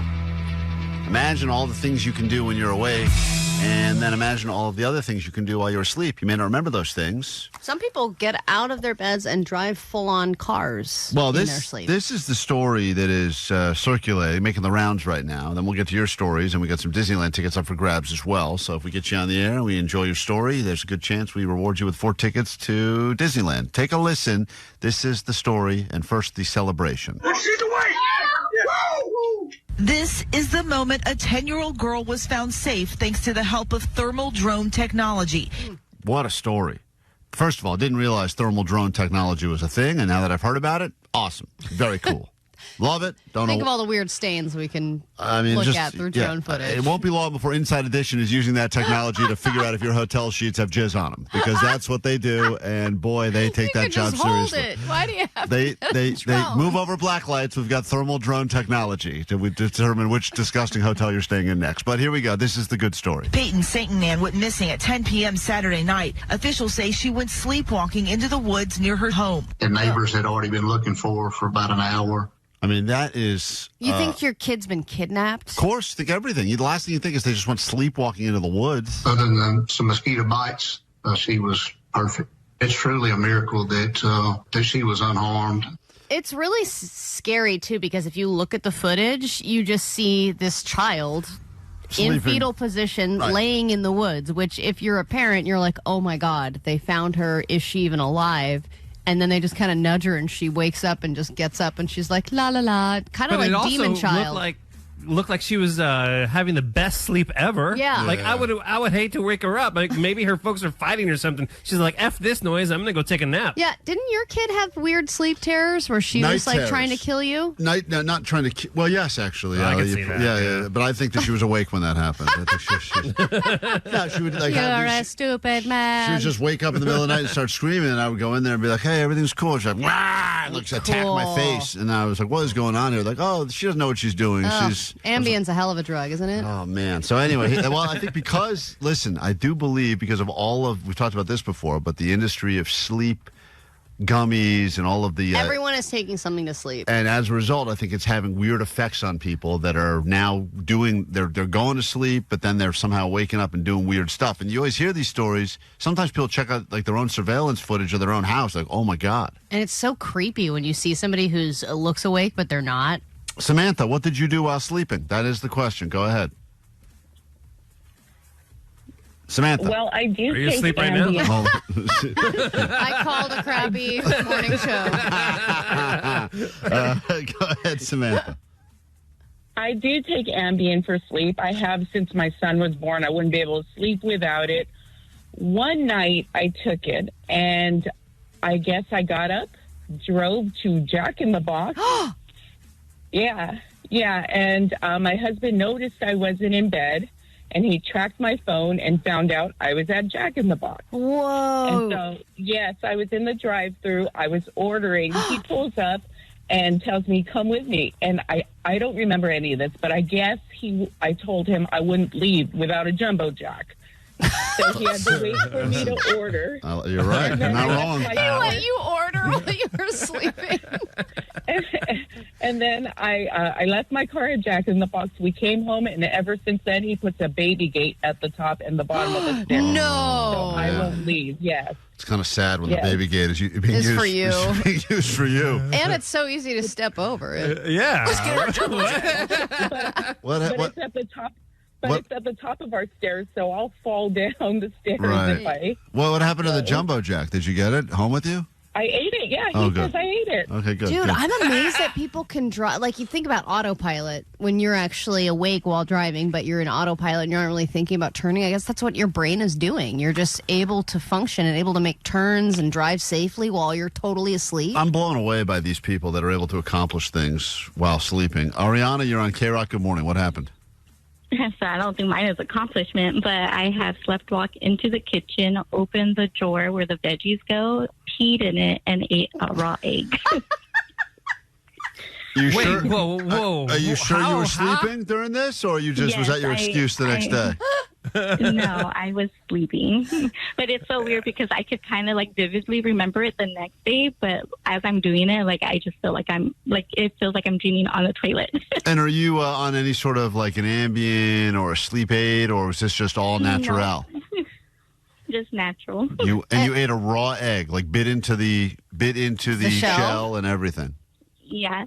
Whoa. And then what? So in the next morning, you go into your fridge and you see just like a bunch of urine sitting in your vegetable crisper, and you're like, oh, it was me again. Well, let's be honest, that vegetable crisper is the most unused drawer in the fridge. And urine is probably so sterile, it keeps it fresh. Right. That is wild. Oh, man.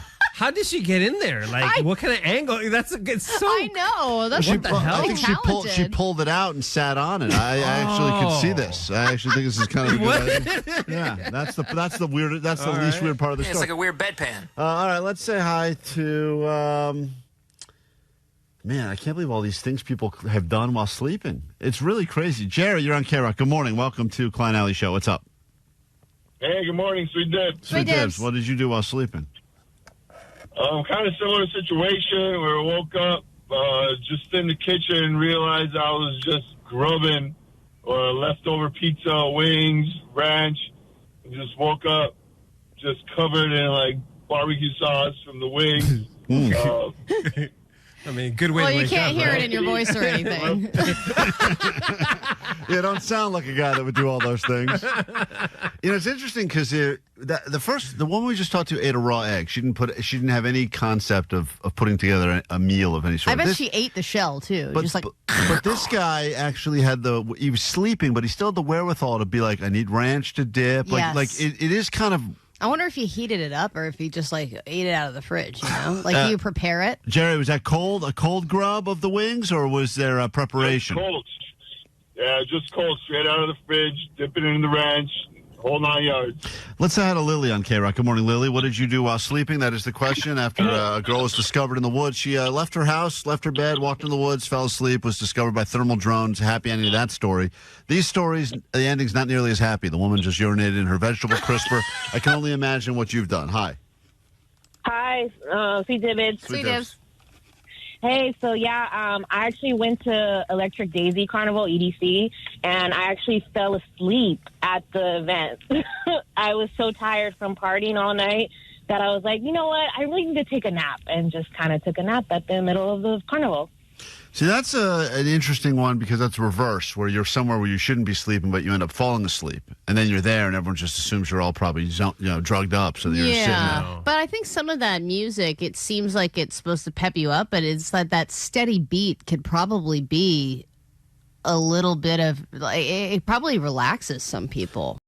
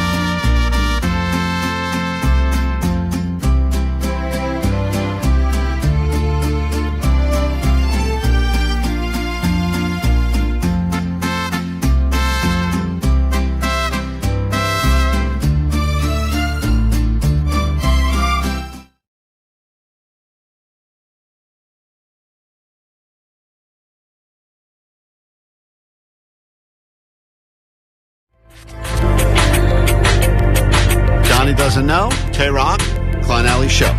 Let's get to that, and then Tony Hawk will be on with us shortly. So get ready for the great Tony Hawk to join us. Tony Hawk, legend, of course. We don't need to say that, but he'll be on because he's doing something cool for fire victim relief. He's going to tell us all about it. All the shirts that he's going to wear before he donates. That's right. Only I do that. He doesn't do that. Let's get into it. It's time now for you to win some tickets to go see Sebastian Maniscalco, one of our friends. Funniest dudes and world-traveled comedian. All you got to do is predict will Johnny know or not know answers to some very, very easy questions. It's time for Johnny Doesn't Know. Johnny doesn't know.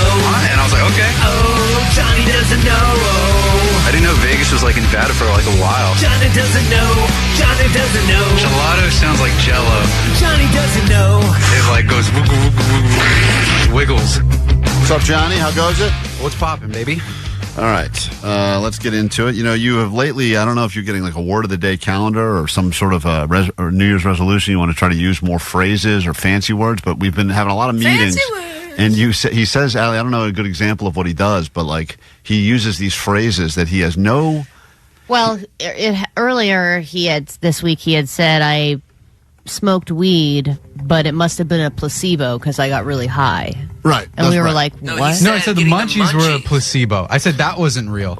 Regardless, he used the word placebo incorrectly, and we realized there's a lot of words that he doesn't know, and phrases and sayings in general. That's the big one. He does these sayings. But you guys bought it, though, and you understood what I was saying. Not really, dude. But let's see We understand what you're trying to say. Let's say hi to Steven in Riverside. Welcome to Johnny Doesn't Know. All you got to do is say yes or no, and here's the first phrase. Will Johnny know what it means if someone says, that's a dime a dozen?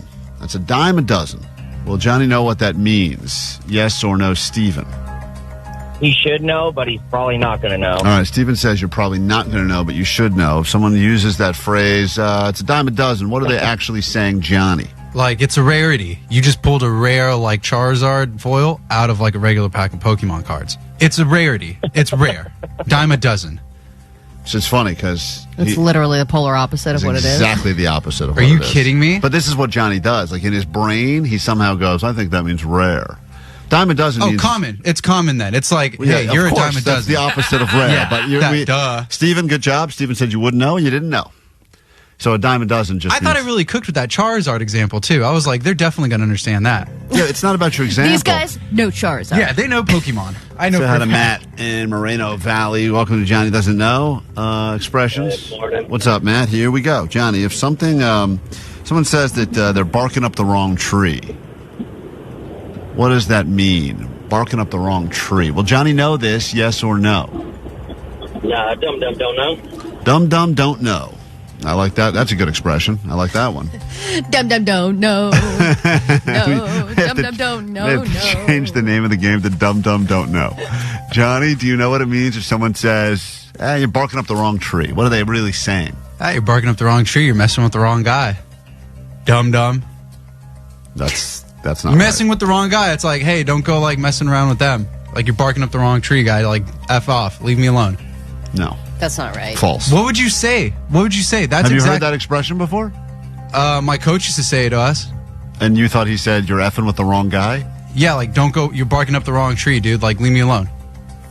That's how you would say it. What kind of generational thing is it though? Barking up the wrong tree means you're trying something that won't work. No. Yes. It means like, hey, no. I've only ever. I thought no was a question. No.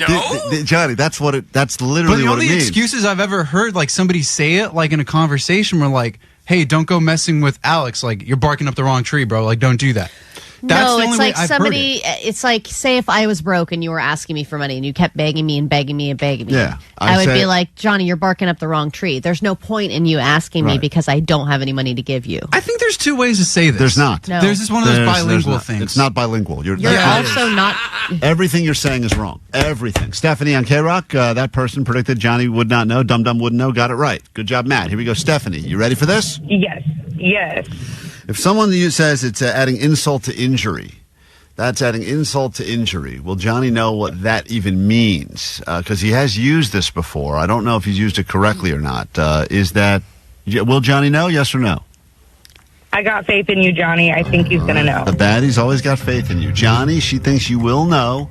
Add insult to injury. What does it mean if someone says that? Don't kick a man when he's down. It's kind of like, say Allie, like you got hurt or something. Or like, say Allie got hurt. And it's kind of like, well, Allie, I didn't like her haircut either. Hey, man, don't add insult to injury.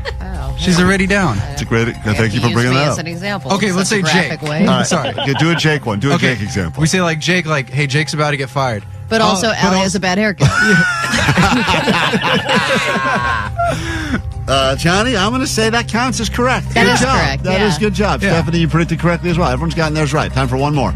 And then we got to make way for the great Tony Hawk. Johnny doesn't know. Johnny also used Old Wives' Tale and Due Diligence earlier this week. Both incorrectly. Due diligence is a great word. And humanely. He used that very wrong as well. Oh, yeah. He wants to start posting more humanely pictures of the show on the Instagram, he said. You have to be more humane. He wants to be more humane. Hang on, Johnny. Is due diligence one word? No, it's two. It's one word. Like Duolingo, one word. Oh, boy. Bennett? Wow. Yeah. All right, here we go. Last chance at this. Allie, should we give Johnny cross that bridge when you come to it, or should we give him by the skin of your teeth? Which one of these do you think will be more tricky for Johnny? I think skin of the teeth. All right. If someone says that they did something by the skin of their teeth, what does that really mean? Bennett, will Johnny know? Yes or no? I'm gonna say no. All right. Bennett's locked in on no. Someone does something by the skin of their teeth. What does that mean, Johnny? Hey, this has got to be a generational thing or something. Because I have not once in my life ever heard somebody say by skin of the teeth. That is not anything somebody would say. I'm sure Old man Jim would say it. Jim and I have had copious conversations. He's never once said it. Yeah, that means lots of amounts. Okay. Copious amounts Is that of a weed. Webster definition? Yep. Go ahead. Lots of amounts. Merriam Dictionary. Yep. Yeah, I've never heard this. I don't even have an educational guess. Oh, boy. One word, educational. You don't think someone says, oh, man, that guy... I've never heard this. Finish that by the skin of their teeth. Nobody's ever used this. I feel like you're making this up.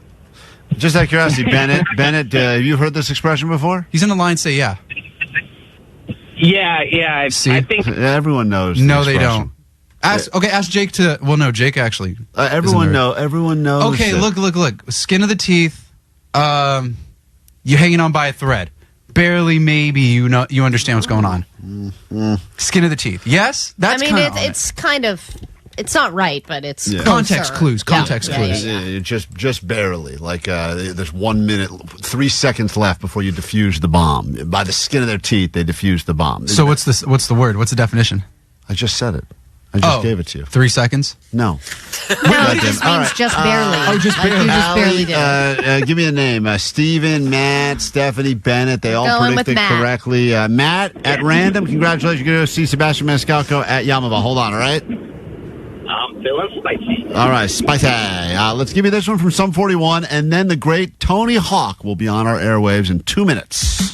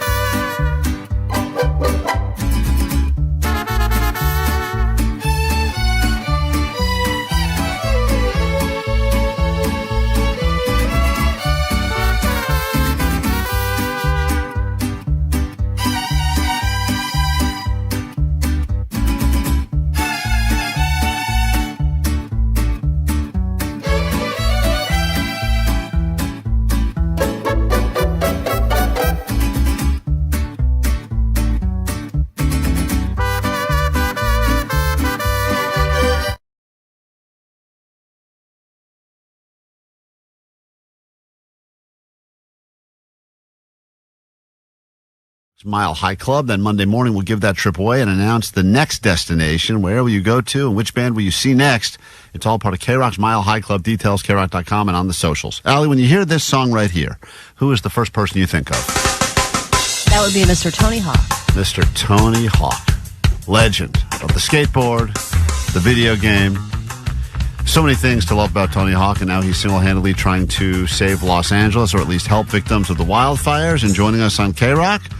Hello, Tony Hawk. What's happening? How's it going? It's going great. You know, it's interesting. I don't really believe in manifestation and stuff, but it was interesting because we were talking at the end of last year about dream guests we'd love to get on the show at some point this year. Your name came up on quite a few of our lists, and here we are now, still in January, and Tony Hawk's on with some big news. Oh, I appreciate it. Well, we are doing a show at the Comedy Store on January 29th. It is an extension of our Hawk versus Wolf podcast, but it is actually a fundraiser for World Central Kitchen, who are helping to provide meals to those in need. navigate through these fires. And we got a bunch of special guests. And honestly, I'm excited because we have never done our show live in any context. I'm excited to do it in front of an audience. And you've been doing cameos, right? For the same place, for World Central Kitchen? Same place, yeah. I've been doing, I've devoted my cameos this month to World Central Kitchen. And honestly, watch what you wish for, because it's been successful and a blast, but it's a lot of time. But I love it. I mean, it's been amazing. I think I've had about 300 requests so far. Tony Hawk, we love you for so many reasons, and obviously people grew up on your video game. They started skating because of you. You've heard everything from everyone before. What is the least cool thing someone on a skateboard can do, where right away they're perhaps seeing it's you, they try to impress you, and you're like, that guy is not cool? Oh, man, well, first of all, I don't like insulting anyone that tries to skateboard. But there is there's a telling way that you hold your skateboard that can show that you probably don't skate a whole lot. Yeah. And what is that? So I don't do it. The way you grab it, if you hold it by the trucks, it generally means you're probably not used to just throwing it down on a whim. Smart. That's good to know. As somebody who falls regularly, I am accident prone, and I've given up on skateboarding, snowboarding, and everything. How do I look cool while falling? Oh, wow. You get back up right away. That's the coolest thing you can do. Yeah, because you've been jacked up so many times, but recently you were injured pretty badly. Yeah, actually, almost 3 years ago to the date, I broke my femur. I did not get up from that one quickly, so I didn't look that cool. Just laying there. Yeah. That was. I immediately knew. I mean, there's if anyone has broken their leg, it's disconnected from your body right when it happens, and there's kind of no way you can force through it. This event that's happening, and I want to send as many people there as possible. I'd love to sell it out while Tony's on with us right now. It's happening at the Comedy Store, in addition to just getting tickets, and we'll put up all the posting on our socials, but it's January 29th. But one of the cool things you can do, it's like one of those add-ons, is you can actually get a signed skateboard just by going to the show, which must be the number one thing people ask you to sign. Is it more skateboards or body parts? What, more skateboards than body parts? Yeah, what do you get asked to sign more? I would say mostly it's T-shirts and photos. Even more than video games. Oh, a lot of video games. I take it back. Yeah, but people generally don't have a video game on them at the time. Yeah, it's always funny. I feel like there's a lot of videos. I see clips where someone's like, I ran into Tony, because you're a man of the people. You're out and about. If you're picking up food or you're walking around, you're out in the public all the time. So every day someone is you look like that guy. You get that all the time. It happened yesterday. Happened yesterday at the drive-thru. And do you ever say, no, I'm not that guy? One day you're just not. Well, you're not. No, what it is, it's tricky because at this point, I think sometimes I just think people are saying it to joke around because they've seen the meme or they've heard me say these things. And this girl said, man, has anyone ever told you look just like Tony Hawk? And I said, yes, many times, and you're the first today. And I thought that she was in on the joke, and she said, you really do. It's crazy. And then handing me my food, and off I went. That's the greatest. That's so funny. That's the greatest. So you've been on PlayStation, PS2, PS3, PS4, PS5. How much say do you have in the way that they portray you in the video games? Are you okay, you're going to go ahead and delete all these wrinkles, just keep me ageless? How much say do you have? Well, I have final say, but it is funny you say that because I think a big reason why people don't, the sort of mistaken identity thing happens is because they have me stuck in that time frame of the 2000s, mid-2000s, of my video game character who was literally, I was 30, I'm in my 30s at the time. And so it's that guy can't age because he's immortalized in this video game as this age. So they can't reconcile that my face might actually get old. Yeah, it's got to be that version of you with Goldfinger playing. That has to be it because that's all they know. And of all of the songs, because some argue the greatest video game soundtrack of all time. Do you have a favorite that even your virtual video game character skated to? I do. I mean, I've come to really embrace that song because it does represent our game series. But I'm more like OG KROQ. That was the soundtrack to my youth. So when we got Dead Kennedy's Police Truck on the first soundtrack, to me, that was the biggest win. That's so cool. So I would go with Police Truck by Dead Kennedys. Yeah, no one knew at the time that would be one of the most iconic video games ever. I mean, it's right up there with Madden. You think of any of the greats, GTA, Tony Hawk. It's crazy to think about, in our lifetime. It started out as a game that they're probably going, look, we hope we sell 100 copies. Who knows? Yeah, well, and the beauty of that is that we had the freedom to kind of go rogue with the soundtrack and with the trick names and we didn't have a whole lot of oversight because they had no idea it would be successful. So I was thankful for that because then we got to represent it authentically. I wonder if there was an uptick of trips to the emergency room that happened when that game got launched because people were able to do things with their thumbs and then they thought they could like do, you know, crazy. Or their asses are deteriorating from sitting in the from chair sitting for and just so playing long. so long. It's possible. I would prefer not to do that study if it's okay with you. Yeah, don't do it. Tony Hawk, Jason Ellis together. It's Hawk vs. Wolf live happening at the Comedy Store. You get to go and not only see these guys. Oh, by the way, our friend Bert Kreischer's going to be there. We have special guests too. I just got confirmation. Bert Kreischer is going to come through. Adam Reyes, Dr. Phil, Pete Lee. We've got members of the Bones Brigade, so it's going to be a lot of special guests. Get your tickets before they're gone. All the proceeds go to fundraiser for World Central Kitchen to provide LA fire relief. Please, when you are in LA and have some time, come and hang out in the studio, man. It'll be a lot of fun to get you in here. And we'll give you free swag. I'm sure you never get that anymore, a lot right? of free swag. Oh, I appreciate it. Thank you. The great Tony Hawk. Thanks, you guys.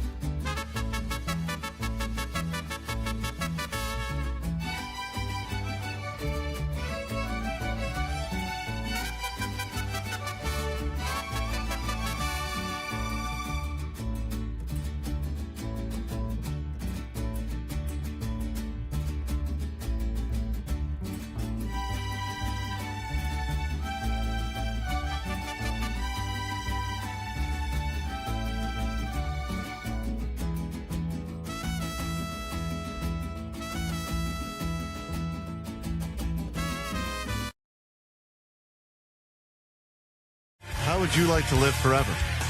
Maybe you don't want to, but at least you'd love the secret, so you could live forever if you choose. That's what it's all about these days. And every week on the show, we check in with another old person that lived to 105, 107, 115, because they got a secret. We've never heard the same secret twice, which makes us think the old people are trying to sabotage, want to kill us off in our prime so they can get all the glory.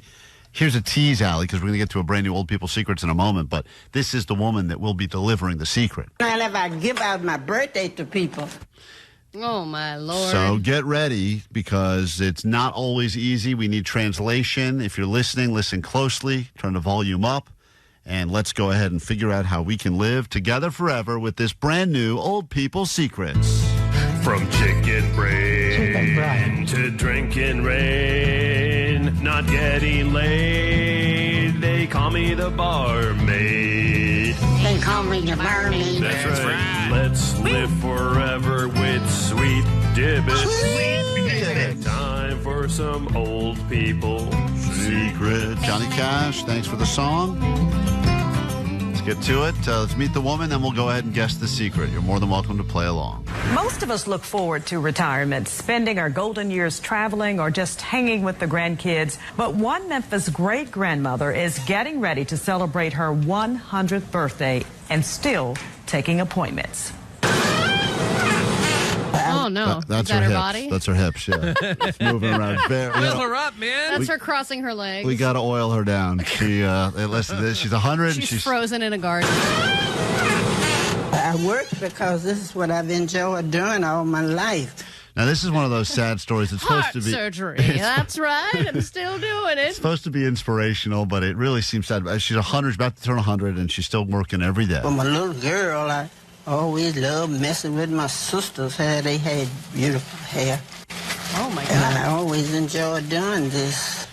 She's a hairstylist, and she's 100. Oh, And would you let anyone who was at that age No. shaky, etc. Handle scissors by your eyes, ears, head, etc. No, and I've even done my own hair and done a horrible job, and I would still rather give myself another haircut than let this woman do it. And we've seen Allie's haircut she gave herself. It was the most regrettable mullet in the history of hair. I wish I could say a 100-year-old did it, but it was me. You should change the story.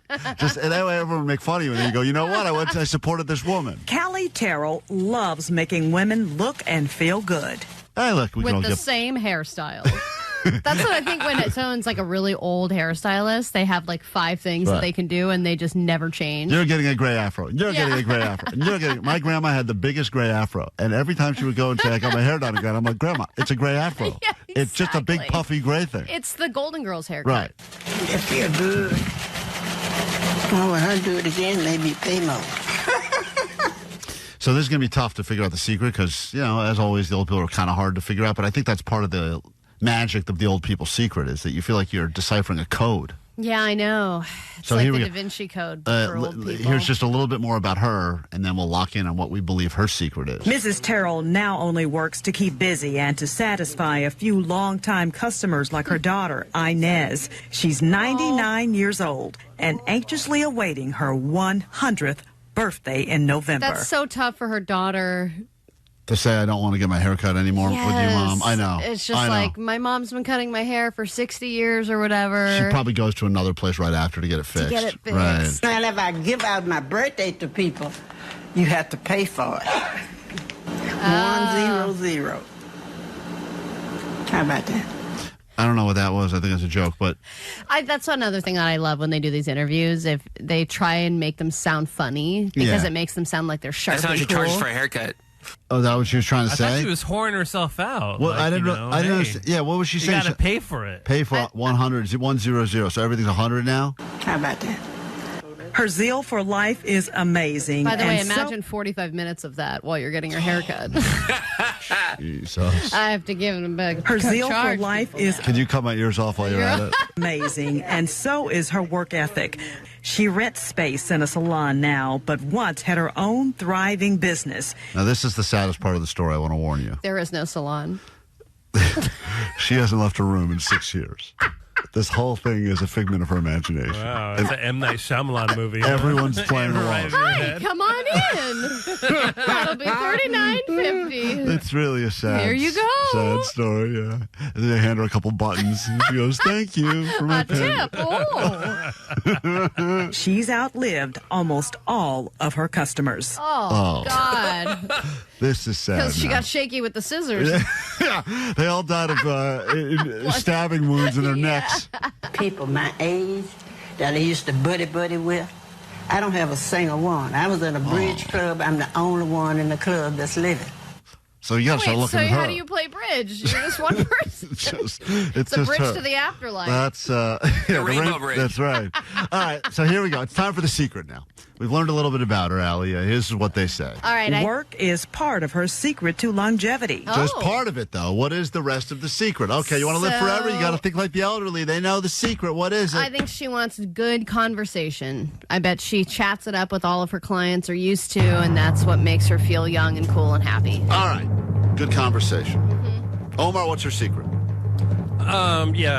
Working, staying busy, but also, just listen to her positivity. You have to have a positive outlook on life. Yeah, the old people love saying that. Oh, Jake the Nerd, what's her secret? I gotta stay young at heart.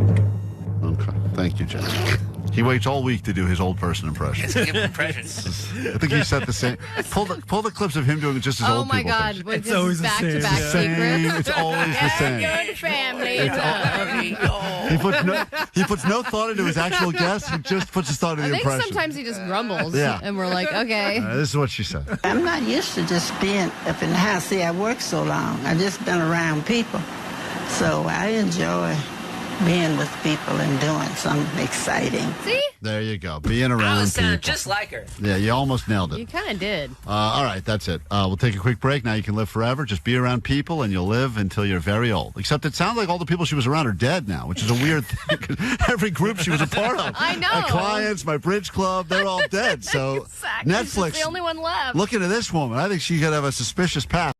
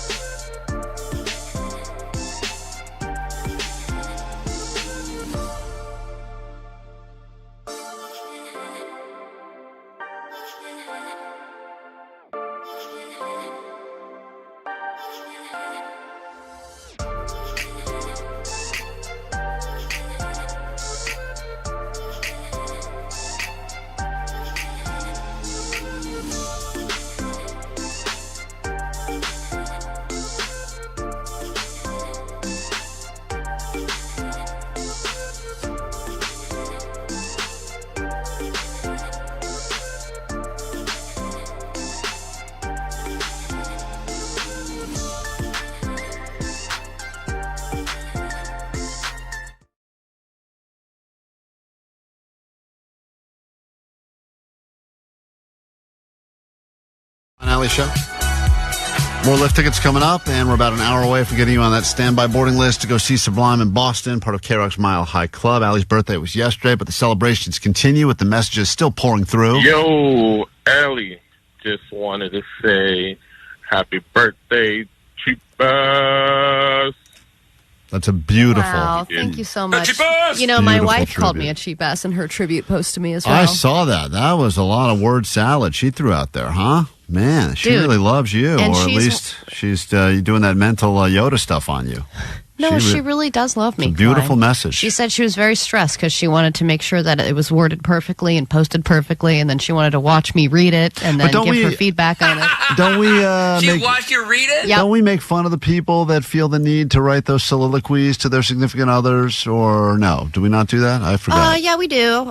But, you know, she never posts anything. She's not really on social media, and she doesn't really have any followers, so none of this matters. Okay, great. Grab your Adderall. It's time for ADD News. All right, so obviously we've had a hard year here in Southern California. We've had 17 fires in 2025, and we're not even 25 days into 2025. Contractors are saying rebuilding is going to be incredibly expensive because the property value has plummeted. But in our time of need, only one group can step up and make things right, and that, of course, is the cast of The Fast and Furious. And Vin Diesel has come to our rescue. He's made the announcement that it is time, after 25 years, for Fast and Furious to come home to L.A. And he has decided that the 11th and possibly final movie will be filmed in Los Angeles because, as he put it, L.A. needs it more than ever. Well, Tokyo Drift's been stealing all our money for years, so it's about time they bring those cars back here. It's funny because there's like my sister, whatever, Jordana or whatever, came up to me and said, like, please have Universal film this in L.A. We need this.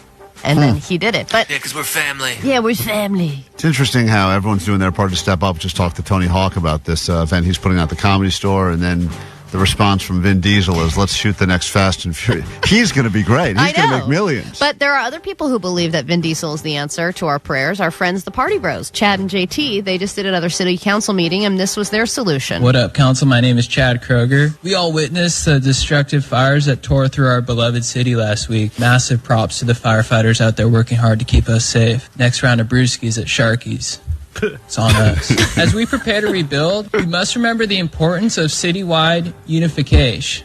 We need a symbol to serve as a constant reminder. Vin Diesel and Dwayne "The Rock" Johnson have been beefing ever since Dwayne called Vin a candy ass. If these two legends can come back together, anything is possible. That is why I'm calling upon the city to erect two statues, one of Vin and Dwayne side by side holding hands as a symbol of epic unity. There you go. It's great. They only get behind the important causes. Citywide unification. I believe that. We all need. Well done. All right. I ran into Chad. JT. At Sharky's? No. Yeah, we were getting brewskis at Sharky's.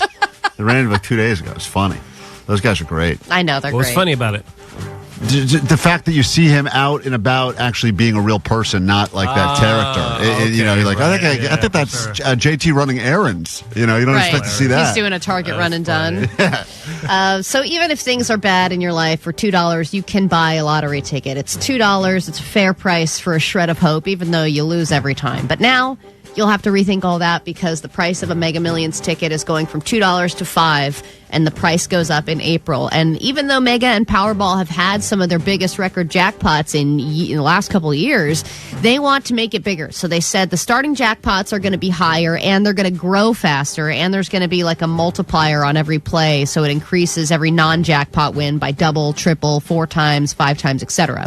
And they want to remind everybody, this is for the schools. No, that's right. That's what they love to say. It's for the children. For the children. You're like, damn it! And they're like, it's for the schools. And you're like, oh. You gotta lose for the children. Yeah, gotta lose for the children. That sounds great to you, huh, Klein? I love it. I love everything she just said. Got me so juiced. I was like, she's talking about bigger jackpots, bigger multipliers. Well, I know. And you think about how people get like 3 or 4 or 5, even all 5 numbers, but not the last one. And their payout is really not that much. So if you've got those multipliers and you're still winning like $10 million, but the jackpot is still there, that gets really exciting. Yeah, still it won't matter because the odds are stacked very much against all of us. But the idea, because everyone's just buying the hope, the dream. And the question is, to spend $1 when it was $1 not too long ago. You go, all right, here's a $5. Give me 5 tickets. And you'd lose, but you blew $5, but you had 5 dreams. Then all of a sudden prices doubled to $2. It's still close enough. You go, all right, what do I got? I got a couple of bucks left. Give me a couple tickets. Now you get to that point where $20 only gets you 4 tickets. Not a lot of hope and dream. Yeah, but also it's like scratchers, right? It's like, how much hope do you want? You can buy $1, but your chances of winning something are low. Right. Or Once you can purchase spend the scratcher, the hope is gone. Once you've actually made the purchase. If you spend $20 on a scratcher, according to my mom, yep, your likelihood of winning is way higher. So it's worth spending the extra money. She does that on the Wheel of Fortune machines as well. She's the throat goat. And then just wanted to say, sad day for broke stoners. I regret to inform you that the new crispy chicken nuggets have been discontinued at Taco Bell, and these were the nuggets that were first spotted back in 2023. And then it was a limited test run, but then they finally went nationwide in December. And, you know, we talk about the chicken wars. I know everyone was going at it with the chicken sandwiches, but being a real contender in the chicken nugget game really does change things. And even though Taco Bell was doing really, really well, and the results and the reviews for these nuggets were amazing, they're just taking them away. And they're like, you know what? I think the process of making them, because of the ingredients and everything, was getting too annoying, so they took it off. But then, of course, you know what they do. Everyone gets pissed, and then they put them back on. Here's my idea. I'll give this away for free. You know how everyone loves those dino nuggets you buy at Costco? I mean, everyone's got the dino nuggets. Why wouldn't they open up a restaurant? Just do dino nuggets. I bet you can get them at the grocery store? No, they'd be better. They'd be better at how would they be better? Because they would be. They would make them better. That's just how it always is. Whenever you Glad I got this advice for free. Do you make the dino nuggets in the oven or microwave? Well, no, I would put them in the air fryer. I would air fry, or I would fry them in oil. I would actually do it the right way. What? Oh, yeah. You're supposed to fry them in oil? If you want them to actually get crispy. If you want them worse for you, yeah. Yeah, if you want to clog an artery. You should open the restaurant. Omar, if you want a pterodactyl nugget to clog your artery, you need to use some oil. All right. Got to use some of that beef lard that everyone's talking about these days. Your poor children. Yeah, my kids have a very high cholesterol. 6,000 each. Very proud of that. Get into a brand new hour of the show, and we do it next on KROQ.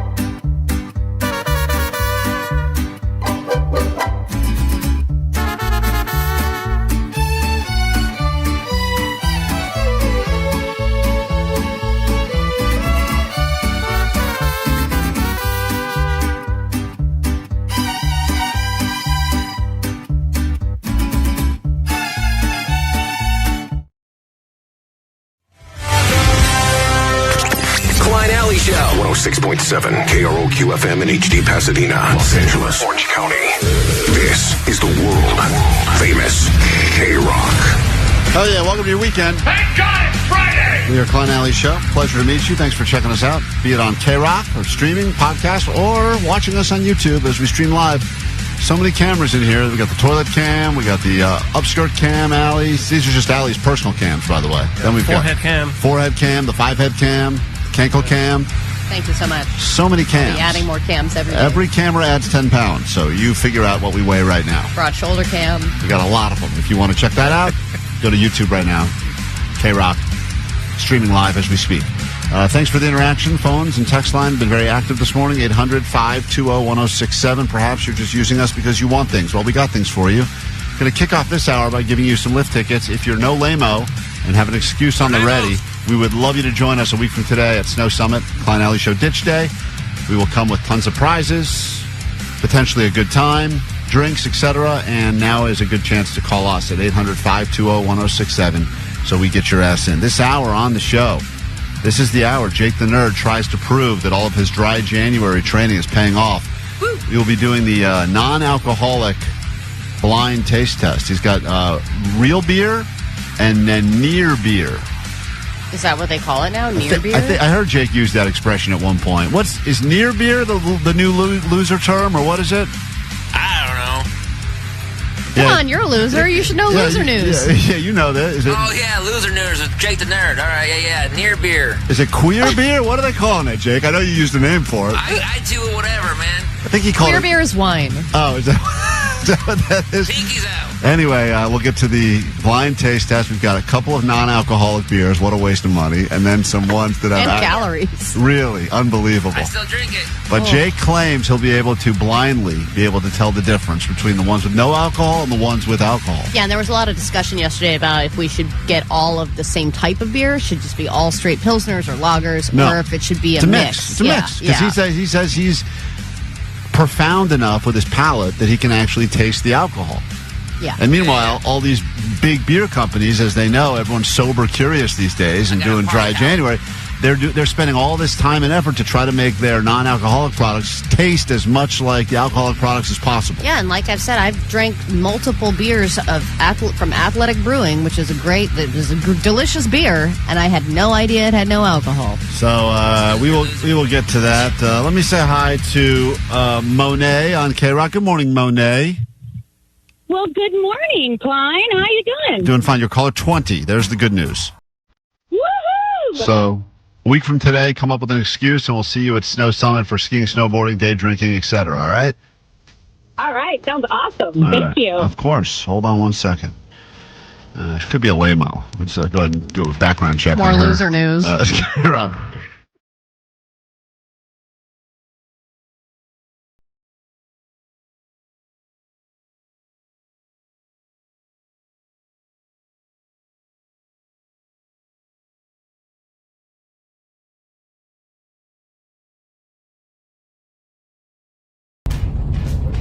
Look at that. Look at this. Dude, we're in like Colorado.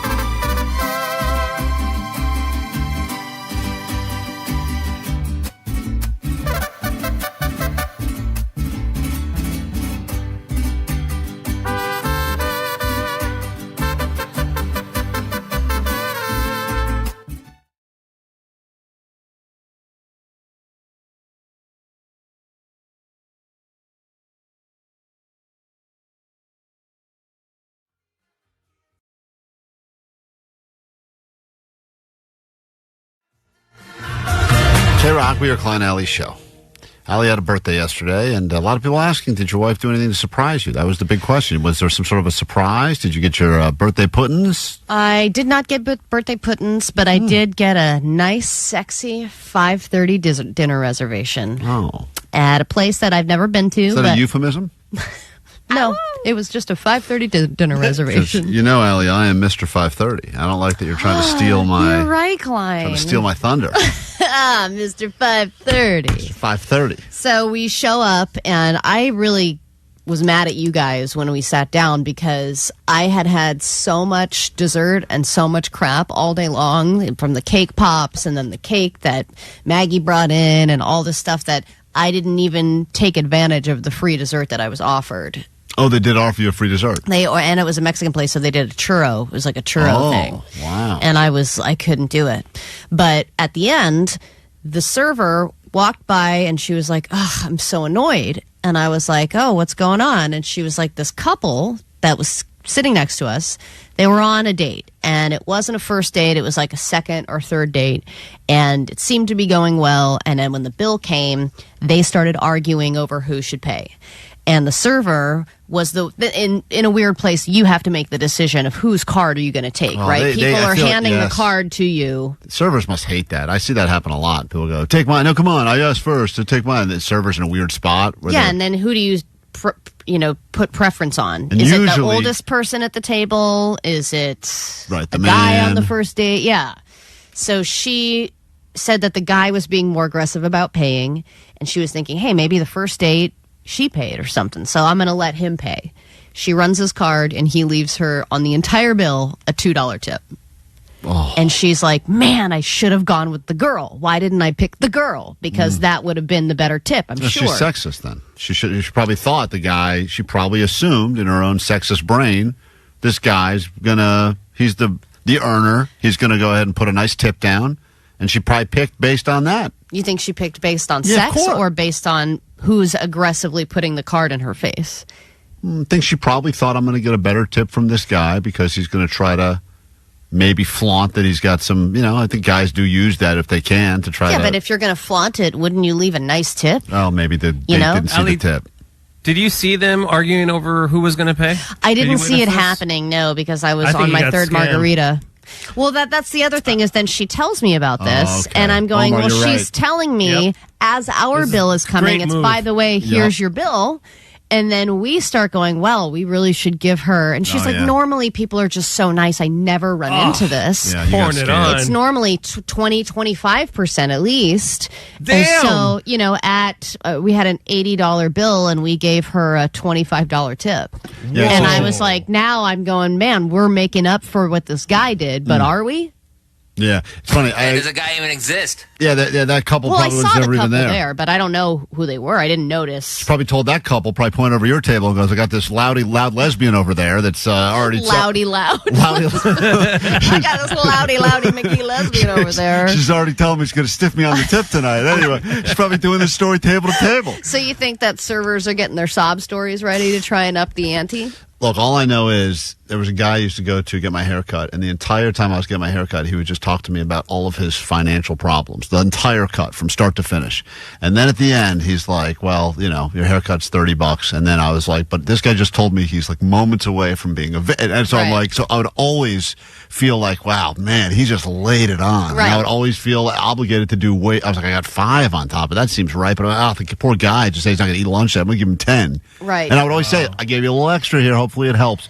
And he would do it again. So think about that. Over the course of a year, if they got their story down, they probably... The pity money starts to add up, for Pity sure. money, man. And then I tried to go back and be like, well, it's my birthday. And then she was like, well, do you want your free dessert? And I was like, no. You can pack that to go. When we get back, I recommend you check out the live stream because Jake the Nerd will be in the studio. We're going to start getting the beers ready to go. Friday beers. Woo! Thank you. He was going to do that anyway, but Did he give us beers yesterday, by the way, for the podcast? Yes, he drank a beer yesterday. I did not. Yes, you We're did, like, Jake. we need to get beer for Jake's thing, and he was like, I've got like 5 different kinds in the fridge over Jake, there. you did We're drink like, okay. yesterday. What are you talking about? During the Showtime podcast, you had a drink in front of you. Go back and listen to it. I did not. I saw you crack it open, bro. I could smell you. That was not a beer. That was a Diet Pepsi. Diet Cherry Pepsi. And he drank one in front of our boss in the big meeting the other day, too. That was another Are Diet you Cherry serious Pepsi. right now? That was a Diet Cherry Pepsi. That's more embarrassing. Jake, you shouldn't tell people that. Just tell people it's beer. Yeah, definitely you're drinking, dude. The industrial rock is...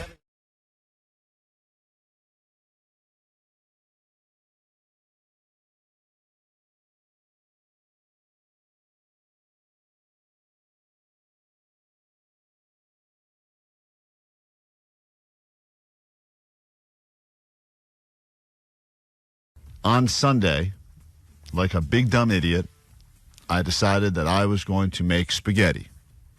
And then I realized as I started putting the spaghetti on the stove that I had no sauce. I was sauceless. Now, sometimes not a big deal. Not a big deal.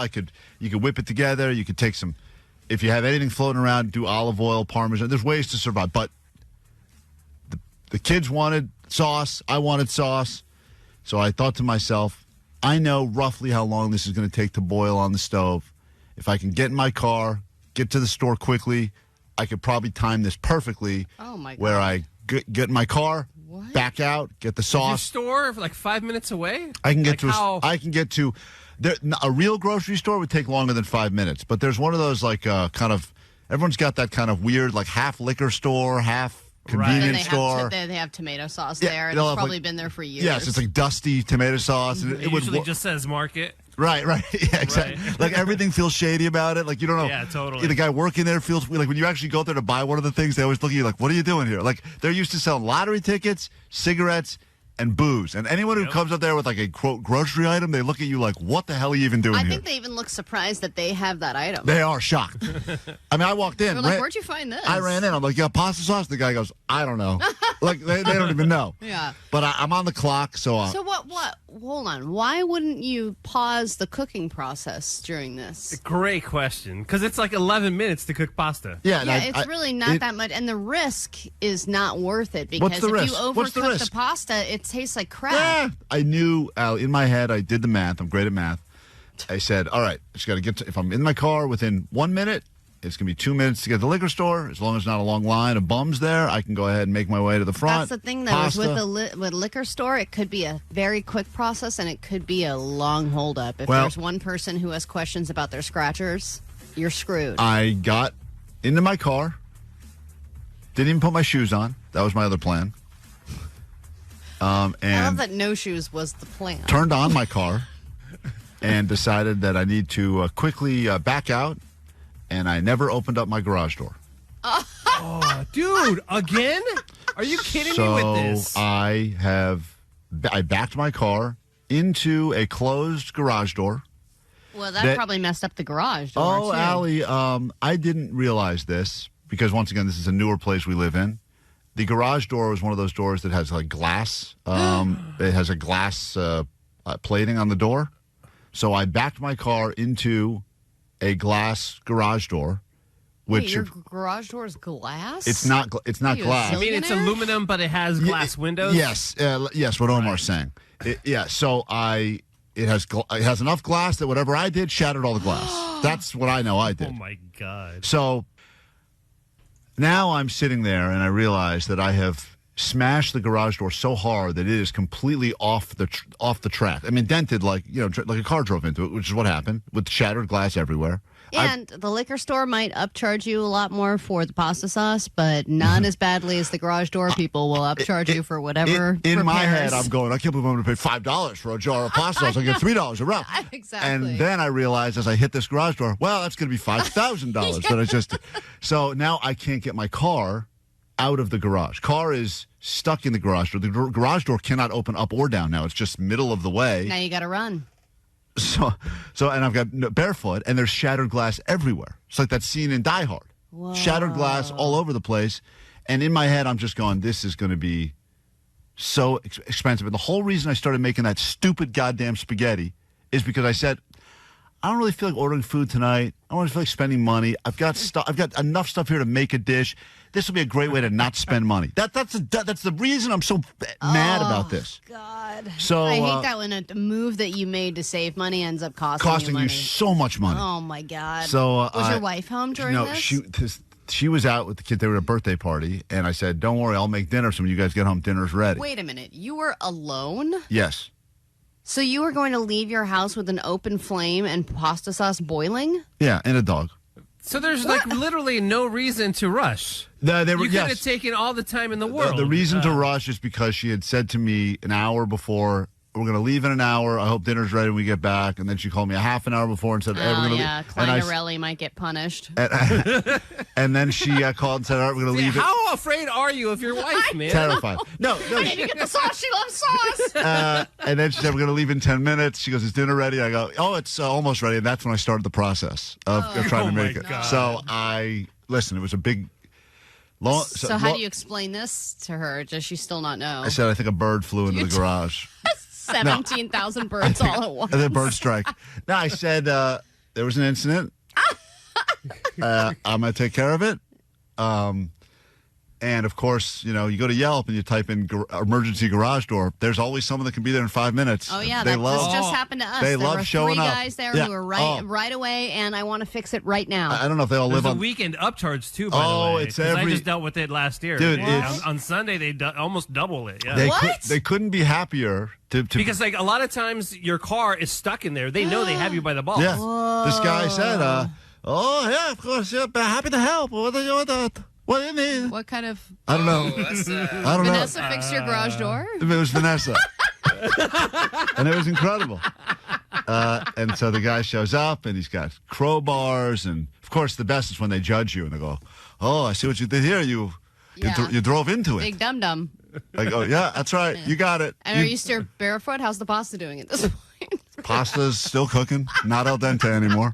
I'm barefoot. I've got shards of glass in my feet because I'm walking. Really? Because everywhere I walk, even me trying to push the garage door open is just releasing more and more shards of glass. Still trying to push it open to get to the store?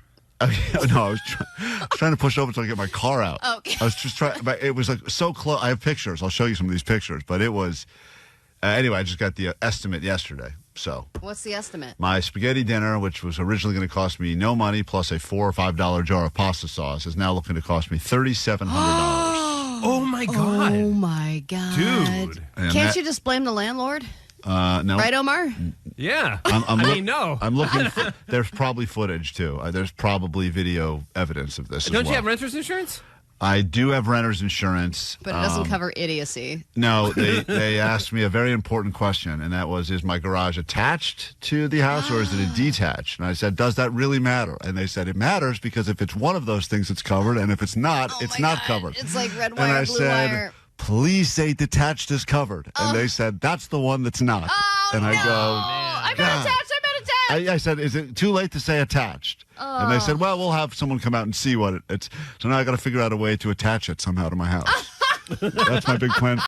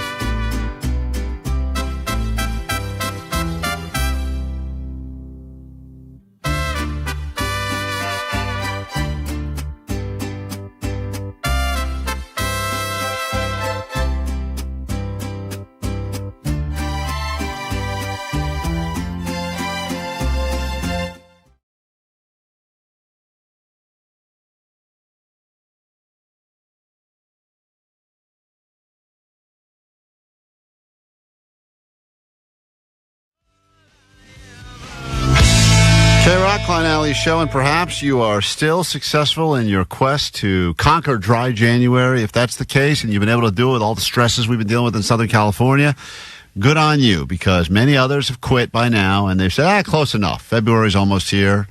Maybe this is the weekend. You got playoff football. You got there's so many good reasons to drink. So if you've not been drinking, and Allie even reported earlier this week that we're in this weird seesaw place where everyone wants to drink, but also they're like, I'm kind of sober curious. And now all these places are going, we got mocktails, we got non-alcoholics, we got all these things that look and feel like alcohol, but you will be completely sober. Yeah, and completely confused if you don't properly read labels, because every major beer distributor now has some kind of non-alcoholic version. In our studio, as we speak, Jake the Nerd has left the nerd hole. He's sitting here with a blindfold in front of him. He has 6 beers. And a Diet Cherry Pepsi. He is.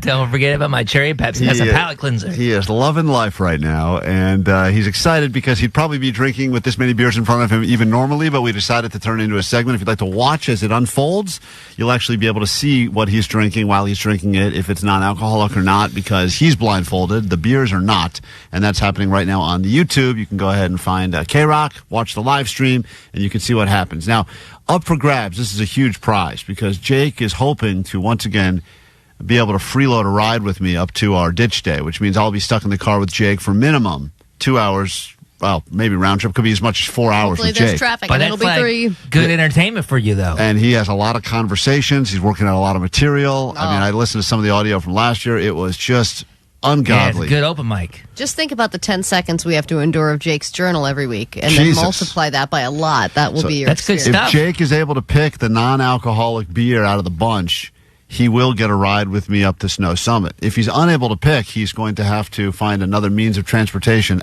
not a car, which means a bike, roller skates, skateboard. A bike up that mountain. That's roller skates up the mountain. Think of how sweaty he's going to be. He's already. I'll use Vanessa's rollerblades up the mountain. So, Jake, you claim that you have the ability with your palate to be able to pick a non-alcoholic beer out of a bunch of regular beers. I feel like blindfolded, of course, is going to be harder, but I feel like if I had a bunch of the same kind, or I knew which ones I was tasting, I'd be able to pick it. But since I'm blindfolded, I don't know what kinds I'm even tasting. Then you were so confident. Hold on. In the back office, you were super confident. You said, yeah, no problem. I could do that. Now you're already coming up with excuses. Just in case. Wait a minute. Do you still owe Jake money, Klein? You do owe me money. For what? For the this and that's last year. You made the bet, and then you owe me like $300. So do you want to make this interesting and do a double or nothing? Double or nothing. Double or nothing. For the this and that's. For the this and that's. You sound so not confident. No, I'm not confident. I get. You're like, double or nothing. Forgot I still owe Jake that money. Oh, it's so annoying. You know he'll get it from you, too. I know. He hounds me for it. I haven't said anything. I've been nice but I had to buy you that stupid rock. You hounded me for that thing. The $200 rock I had to buy you. Yeah, that was a good rock. Was? That's at my house now. Oh, Jesus Christ. All right. You sold it on eBay. Jake, let's start drinking from, let me see, your left to right. We're going to go left to right. So your left, Jake, Johnny, give him beer number 1. Jake is going to have a sip of beer number 1 now. This is what it looks like when he fondles Tina. He's feeling the can. He's feeling the can very aggressively. It looks like very aggressively. Jake's drinking beer number 1 right now. You want him to lock in after each beer, Allie, or do we let him keep going? I think we should let him make a choice after sampling, not more than one. Have you? By the way, a lot of people asking on the text line, have you been drinking yet today before this or no? Just a Diet Cherry Pepsi. Okay. Is that a sponsorship, or what are we doing here? What's happening with this? We not pimp it out so much. Oh my God, it's aggressive. Somehow it's hurting the brand. I don't know why. Not helping. And if you want to follow along, like we said already, you can see exactly what Jake is drinking right now on the live stream. Yeah, we're YouTubing live. You can watch this non-alcoholic dry January beer test happening in studio. Jake, that's beer number 1. You've had a few sips of it. Thoughts? Do you want to lock in on whether or not you believe that has alcohol or does not have alcohol? I would think it does. It's an IPA for sure, and I think the non-alcoholic IPAs are some of the hardest to spot because they have so much like hops in it. It kind of masks the alcohol sometimes. So you believe that 1 does have alcohol? Yes, I do. All right. I'll tell you at the end. Go ahead, grab beer number 2 now. Beer number 2, and Jake, beer number 2. It's a blind, dry January taste test. A lot of people going non-alcohol. And Jake is sniffing it. Interesting how he does 2 sniffs. Now he's grabbing the bottle. It's very uncomfortable to watch Jake drink like this. He's confused. What are your thoughts, Jake? That kind of tastes like water. Oh. Oh, that's interesting. Kind of like an IPA water. IPA water. I'm sure they would love that marketing. IPA water. So that leads you to believe no alcohol, or? I'm leaning like that, but I got to taste the rest first. All right, so Jake is leaning towards no alcohol for beer number 2. Once again, if you want, we'll tell you at the end what's going on here, but if you want to watch along, you probably see the labels. You can see what Jake's drinking. Give him beer number 3 right now. Hold on. This is beer number 3. Jake is, hold on. Oh, there goes Allie. Allie's out. She's leaving the studio. I think this has alcohol just by smelling it. Hold on. What? Go ahead. No, have a sip.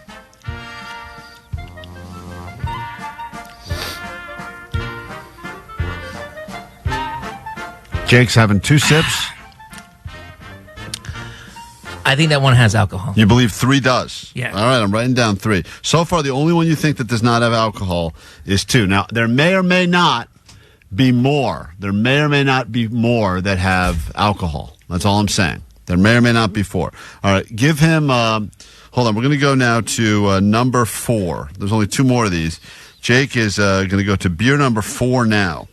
Beer number 4 is Jake, once again, a lot of money up for grabs, a ride. He's going to beer 4. The ASMR of him. This is like some kind of flavored thing. I don't.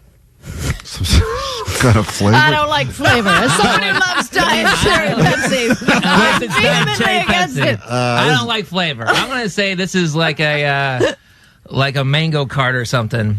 And I'll say that it has alcohol. He says has alcohol. Number 4 has alcohol, he says.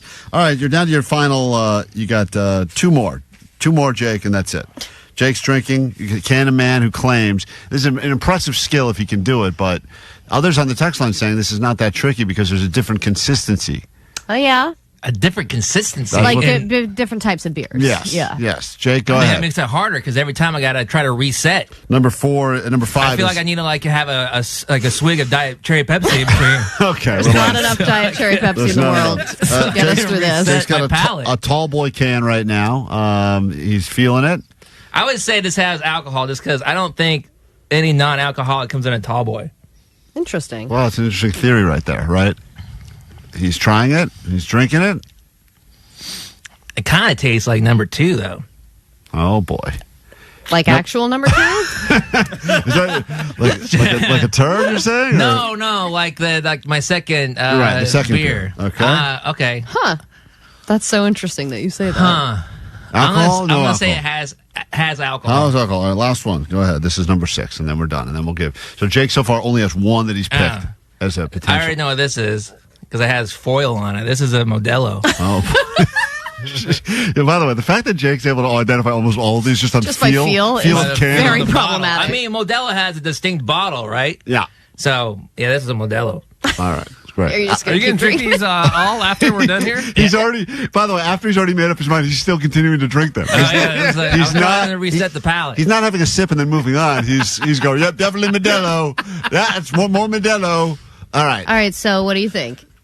You think that's alcoholic Modelo? Well, I mean, yeah, I don't think Modelo has a non-alcoholic version. Why would you think that? It's the biggest category growing in all of beverages, the non-alcoholic space. So you don't think they would make a non? I'm not going to talk you into it, but you're going to say alcohol. I've never seen it, so I don't think you can find it. All right. All right. Jesus Christ. I can't find it, so it doesn't exist. All right, so Jake, you've just tried 6 beers. 6 of them. Felt like 6 million. It did feel like a lot. Full 6-pack. Which ones? Ones? That's not fair. There was only supposed to be 1. Ones? I'm not going to. Maybe there are more than 1. Maybe there's not. Well, that's not part of the bet. Part of the bet is I got to pick the one. Pick one that has non-alcohol in it. Pick the one that you believe does not have alcohol in it.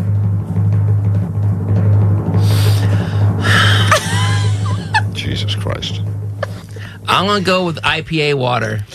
That was the second one you had. Mm-hmm. Okay.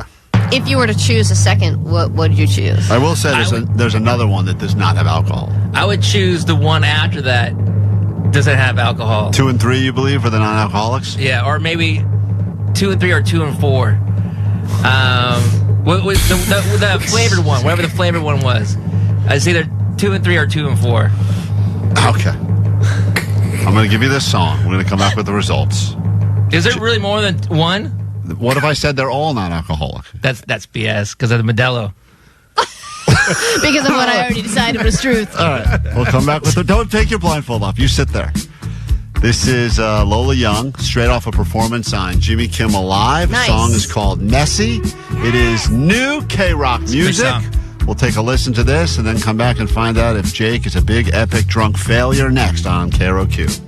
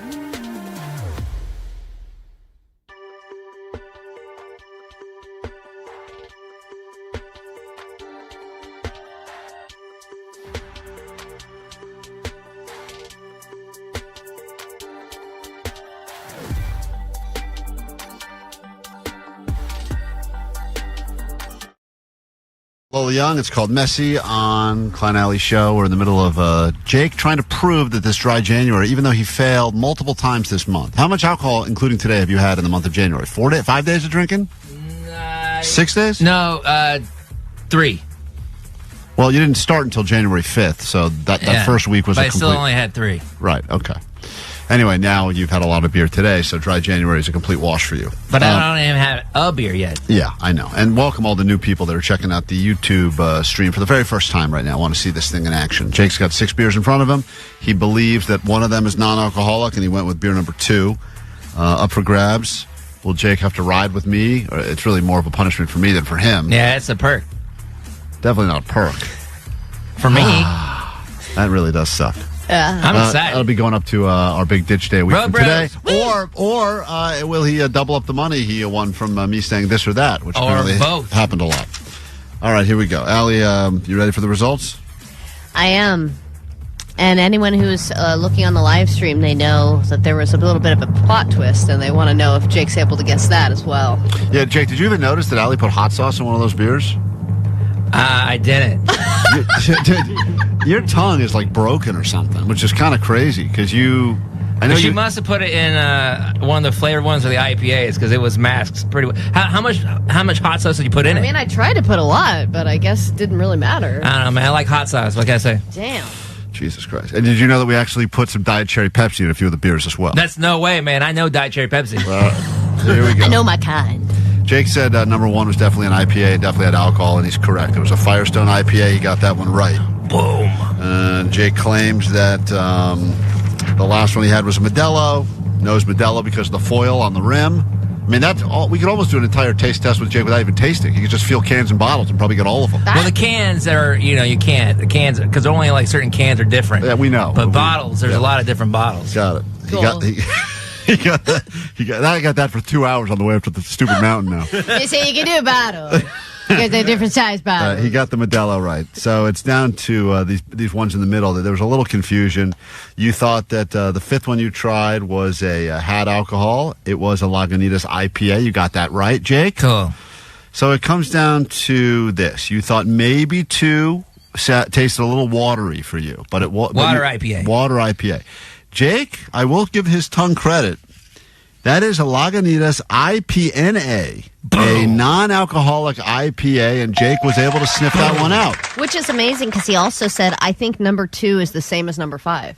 And that was also Lagunitas. Yeah, so he got the same brand, too. You got the same brewery for both, which is already, I'm very impressed by your knowledge. I mean, I think you have a problem and we should probably get you into rehab, but outside of that, I'm very impressed. I haven't drank all week. Right.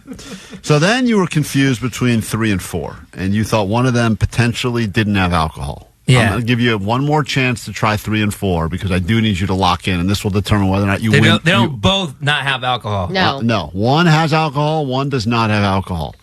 You were back and forth. This one smells like it has alcohol. So he's going for, I'm not going to say what he's going for because that would give it away. Jake is trying it. Try the other one now. All right. Try the other one. Okay. Give him now number, now you're giving him number 4. You tried 3 first, now 4. One of them has alcohol, one does not. See, that's like a weird, like I said, I thought that was drinking like the beer, yes. Yeah, that is me.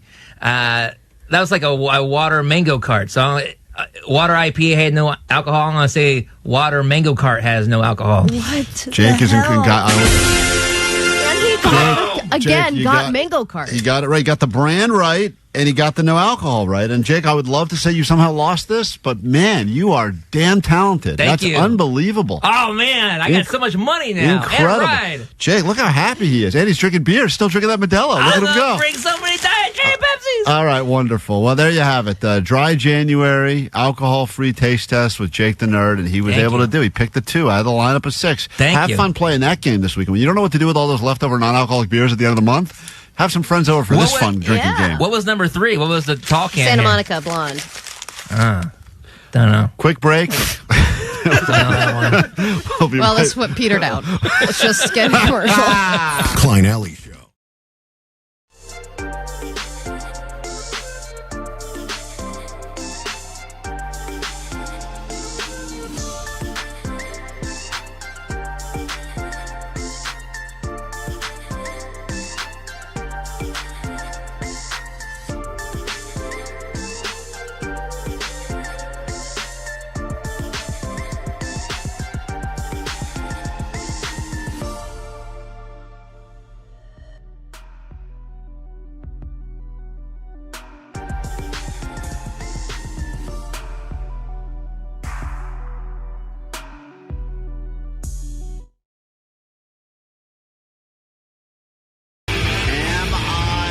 Creep. 4 words, answers a question, says a lot about you, and you may not be a creepy person. You may not be defined as being a creep, but there's definitely things you could be doing, even on a semi-regular basis, or a hobby you're into, or some little thing that you aren't sure. Does that make me creepy, or just interesting, or eccentric? There's all these different ways to say creepy now without actually being, quote, traditionally creepy. But we are in the creepiest month of the year, and we got up for grabs now tickets for you to go see Danny Elfman at the Hollywood Bowl, and that man makes creepy music unlike anyone else. Not just creepy music, he is a creepy collector. Right, he loves that creepy. He has a hand collection. Right.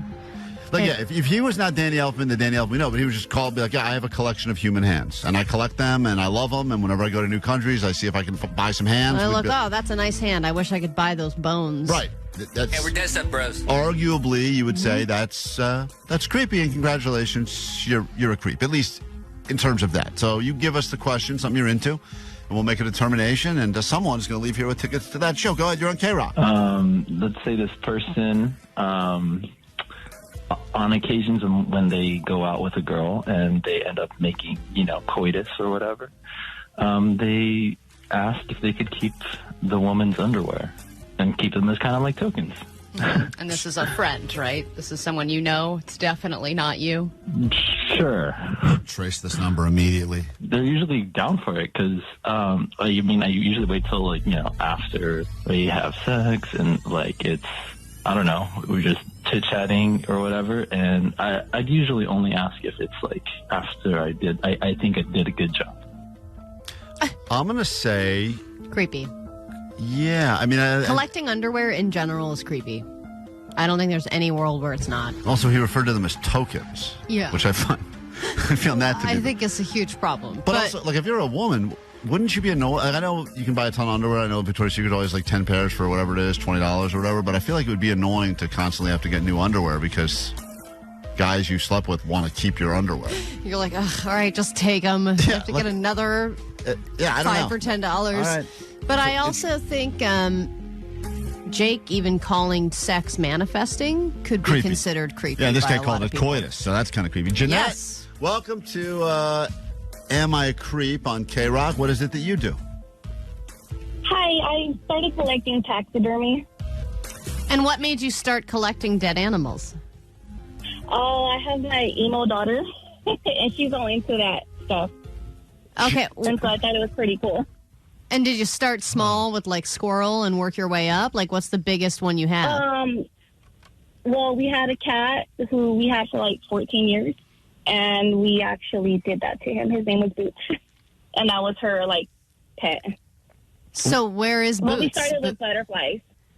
Oh, my mom doesn't allow them in the house, so we keep them outside. You keep Boots, the taxidermied cat, outside because your mom thinks it's weird to have the dead stuffed cat inside. Right. She's super creeped out about it. Right, this coyote's God, why won't it die? So disappointed so every easy time. to catch this thing. I think so tough. All right, so does that, and you've now gone from cat to butterfly to anything else in your collection, or those are your two? She's got some bugs, but the major one is Boots. Our cat. Yeah, Boots. I feel different about Boots though, because Boots. At least that was your cat. Was a your cat. We'll continue with these calls and your texts. That is the topic. Think about your life. Do some taking stock right now. Give us a call, 800-520-1067. Am I a Creep? We'll give away some tickets next. Klein Alley Show. KROQ, the world famous KROQ. KROQ. Question for you is, are you creepy? Am I a creep? You do things and maybe they seem, for you, normal, but you just wonder how society would perceive you. For instance, 818 on the text line who says, when I go in for my flu shot, I actually like to look and watch as the needle goes into my skin. Oh, I do that. See, that's weird. I turn the other way, close my eyes, and hate every part of that process. I don't like the idea that I would look at that happen to me seems creepy. Why would you want to watch that? Because I'm interested in seeing what the process is like, especially for them. I'm like, wow, that's amazing. Well, how are you going to find the vein? How are you going to put it in? What's the size of the needle? I think you're a creep then for all that. I mean, that's just weird. That's the stuff I just want to see no evil. I don't want to even think about it, but yeah, but that's not disgusting or creepy. It's just interesting. Everyone's got their things. Now, licking the end of the needle, that's creepy. Yeah. And by the way, if you want to watch a lot of people get needles put into them, you should join us this Friday. We're going to be Dave and Buster's Long Beach for the $10 Blood Suck.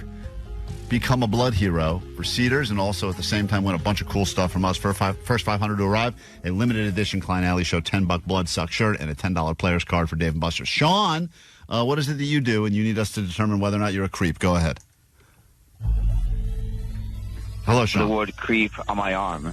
Say that again? I have a tattoo of the word creep on my arm. Why? So because I have a lot of anxiety and I'm very self-conscious about looking like a creep, and sometimes I feel like I say things that make people feel uncomfortable. And sometimes when I'm thinking about that in my car, the song "Creep" by Radiohead plays.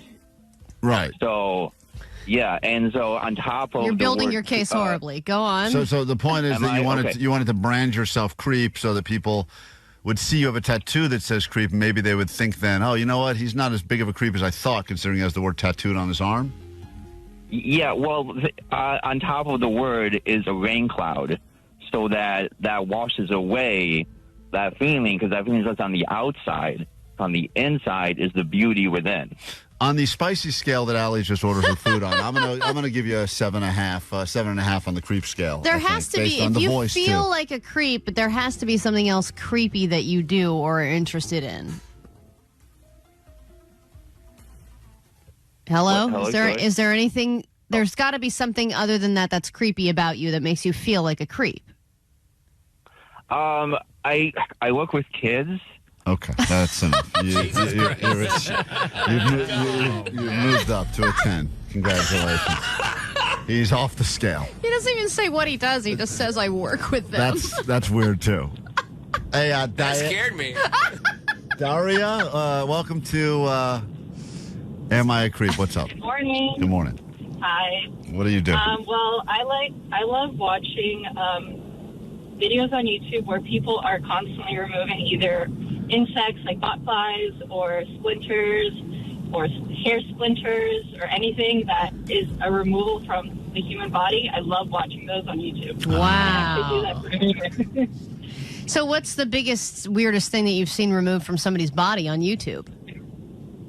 The weirdest thing for me is insect larvae in the eye. Oh. And you enjoy watching that? I mean, I know there's people who love all that pimple popper stuff and all yeah, this. but this is different.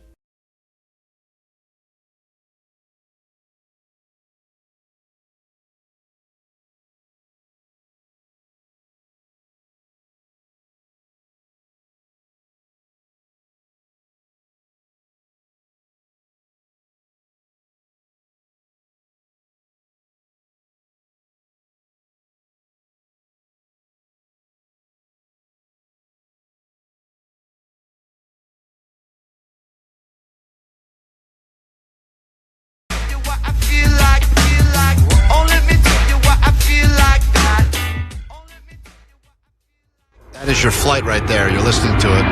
Don't miss it. Go see Sublime in Boston. We'll get you on the standby list in about 5 minutes here. KROQ, last chances to get on that standby boarding list will be happening today with us in 5 minutes, and then again, noon, 3 and 6. We'll announce Monday morning who's winning that trip to go to Boston, see Sublime. Then we'll tell you where we'll be heading to next. Part of KROQ's Mile High Club. Get you in the club, and all you got to do is listen, call at the right time. The club. Thank you. That was amazing. Was that Omar or was that live? What's happening here? I was live. Oh, wow. She's adding her own. That's Omar. There we go. All right, let's get into it. It's time for your ADD news, and then we'll get you in the club. Right, Vanessa? The club. That's right. Grab your Adderall. It's time for ADD news. So many people right now with lost or damaged homes, and 99.9% of them are due to the wildfires. But then there's the 0.01% with damage due to a giant watermelon-sized ice block falling from the sky. That's a tough claim to make through insurance. And that's the case with this couple who is now suing JetBlue because of said giant ice block. Couple in Inglewood suing JetBlue for $1 million, claiming a block of ice the size of a watermelon fell off one of its planes and crashed through the roof of their home. The chunk of ice landed directly over their bed, and that they barely escaped serious injury. But the incident caused hundreds of thousands of dollars in damage. Their filing cited a FAA investigation into the aircraft, which apparently found that it had potable water issues dating back over 6 months ago. So you know, they think that there are water. It's usually from the toilet. There's been issues in the past. So you think it just freezes up in the air and then falls down? So this has happened before. Yeah, it has happened. So, but it's not clean water; it's poop water. Well, it's sewage blue water. dye water. That's the argument, is that I would say it probably is poop water, but they know they would have to pay more. If a giant block of ice poo water fell into your house, that's worth a few million, I would think. At least $2 million. The block of ice itself, or the damage? The damage. Did you say poo million? No, I didn't. Boo! You did say poo million. I said 2. Listen to the audio. I said 2. You're making a number 2 joke? That's right. Yeah. Get it right. Poo million would have been funnier. Thank you, Omar. Poo million would at least been so on the nose that it was funny. A lot of criticism to the humor on the show today. A lot of criticism. Okay, maybe you've given up on your New Year's resolution, but why stop there? There are so many more things that you can give up on, like sex. And apparently sex is getting less and less appealing now that there are a zillion other stimulants out there. And in a government study, results showed that America is losing its interest in sex altogether. We're going the way of Japan. They're not having enough sex, they're not having enough kids, and then you have a population problem. It's a shame, but I understand. If you go back like hundreds of years where you didn't even have sex till you got married. It was a big deal. You were also dead at 30 from dysentery or something. When you were in your prime plowing days, you were really plowing and enjoying it. And you were plowing also for survival for the human survival, race. Right. Got to make more kids, got to build this herd. Mm-hmm. Now, there are just a lot of options out there. Well, and kids are expensive, so then you're like, okay, I don't know if I really want to have kids. And then, like I said, with all the other stimulants we have, something that's, pleasurable in a very carnal way is kind of falling into the back of people's minds. But you know what I also think? I think when we had hot presidents, people were having more sex. Give me an example. Kennedy was hot. People were having sex then. That was like the 70s, right? Uh-huh. Obama, he was attractive. People were having sex then.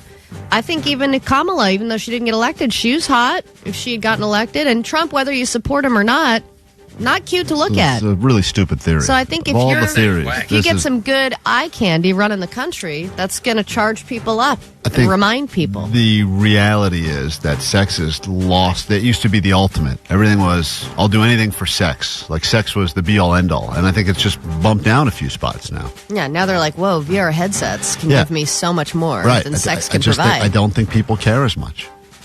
I think it's not as satisfying as other things. All right, I know we've got some big playoff games this weekend. The winners will determine who's going to the Super Bowl. But if you are not one of the 4 teams playing this weekend, you're just thinking about next season and how to make it not suck. And in a shocking return, the Raiders have announced their new head coach is Pete Carroll. Oh. Longtime Seahawks coach and avid gum chewer will be the Raiders' new hope. And he's getting a new job at 73 years old, but he's also kind of going back to a franchise that he got kicked out of after 14 years with one team. What a high-pressure situation that's going to be. Yeah. So the only teams that don't have coaches now are the Cowboys and the Saints. That's right, Vanessa. You say it. She loves football. Loves it. Well, there you Are you sipping some of the beers back there? I don't know. Is that her? I don't know anymore what Omar's playing and what is actually her now live. And I don't care. It doesn't matter. It's kind of it's crazy. Amazing. So we're going to do a brand new hour of the show, but first I want to play you this message, Ali, because this has to do with people that are very confused by what is real and what is drops being played by Omar. Yeah, hi, this is JR, and I was just listening to the podcast, and you're on with Coma Jim, and I just I just want to say, first of all, I'm a return listener to KROQ, and you guys are awesome. Love you guys very much. Doing a great job. Love hearing from people that were with KROQ for years, went away, and now we're back, and cannot thank you enough for that. And I just thought it was funny that, all of the sound bites that I'm sure Klein is playing, making Allie sound terrible. Coma Jim could never see the YouTube video or anything like that, so you could never win that case. So, Allie, you're guilty. Yep. Okay. All right, love you guys. Uh-huh. Okay, volleyball. Thank you for that. Okay, volleyball. Thank you. Appreciate that. 562 wanted to point out that Kennedy was in the 60s and Nixon was in the 70s. People were having a lot of sex and Nixon was not hot. Yeah, your theory is dog S. It really is. I think if we had a hot president, we'd have more sex. Let's get into this brand new hour of the show. And the first thing we're going to do is get you on a standby boarding list to win this trip. We'll be giving that away Monday morning here on KROQ. But call now, 800-520-1067. Caller 20. Let's go. Alley Show. 106.7 KROQ FM in HD Pasadena, Los Angeles, Orange County. This is the world famous Welcome to your weekend on a Friday morning just after 9 o'clock. It's going to be a great hour for many, many, many reasons, including what we have for you right now, which is membership into KROQ's Mile High Club. Hop on the standby list. Plus, we'll give you tickets to see Sublime and many other bands right here in Southern California at Beach Life Festival happening Redondo Beach. We'll get you into that. That's for sure. Then we'll write your name down on the list. Only have a few spots left. Monday morning, hopefully, you start your day with a phone call from us to give you the good news, to pack your bags and get ready to go to Boston for Boston Calling, where you'll see Sublime again. About time people pack their bags for good reasons. That's right. Here. Pack for a good reason, not because you're being forced evacuated. Yeah. Then there's this message that's been waiting on the GO line that will dictate something else happening this hour. Hello, Klein. This is the tapeworm in your stomach. Wishing you good luck on today's weigh-in. Thank you. Hopefully we make the correct weight. I hope so. Okay, bye. Love Sweet you. David. Love you, tapeworm. Okay, volleyball. Okay, thank you. Even the tapeworm is getting in on the OK volleyball. Thank you. I love that. That is the tapeworm that's living inside of me that is potentially helping me win my way out. We will. The scale is in the studio, so I'll get my official weigh-in this hour. Allie will have to reconnect with someone from her past. Oh, I That'll did. be happening as well. And skateboard legend, video game legend, Tony Hawk. Plus, we got to pick some football games that are happening this weekend as well. So lots to get to. Let's start, though, by making someone's day and potentially year instantly better. And that person is Carrie. Good morning, Carrie. Hi. Hi. You are caller 20. Woo-hoo! You'll be going, listen to this, Redondo Beach Life Festival. You're going to see Sublime there. And then also, write your name down. Only have a few spots left on the standby list. You could be a member of KROQ's Mile High Club, all right? Sweet. Hold on. Sweet Divots. Thank you for listening. Thank you for starting your day with us. That's Carrie representing the 310. Let's give you this hype song, and then we will reconnect Allie with someone from her past. Forced reconnections. It's her forced New Year's resolution. It's been uncomfortable and awkward every week, and we can't wait to find out who you connected with this week. We'll do that after Eminem right here on KROQ.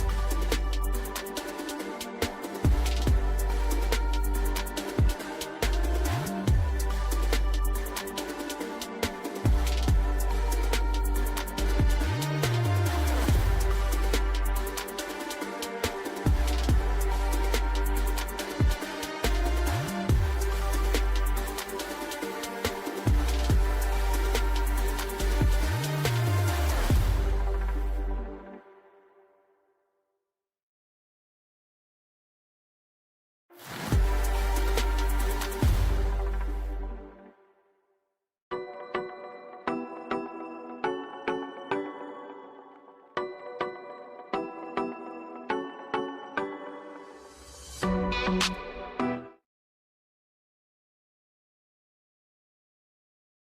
to official quit day. Today's the day. If you had a New Year's resolution, you're still doing it after today, perhaps you're going to stick with it. But most people have quit by today. Whatever it was. Go to the gym regularly, lose weight, drink less. I don't know what other things people could possibly want to say. Be smarter with money. I don't know. People usually did it for a week, maybe 2. But by today, which is, I think, the third Friday of January, they're done. It's game over. Can't do it. I thought it was even earlier than that. I thought it was like 2 weeks in. I think they say this is how long it takes to start really developing a habit that you really stick to. I know for myself, some of the things I've tried already, I've given up on.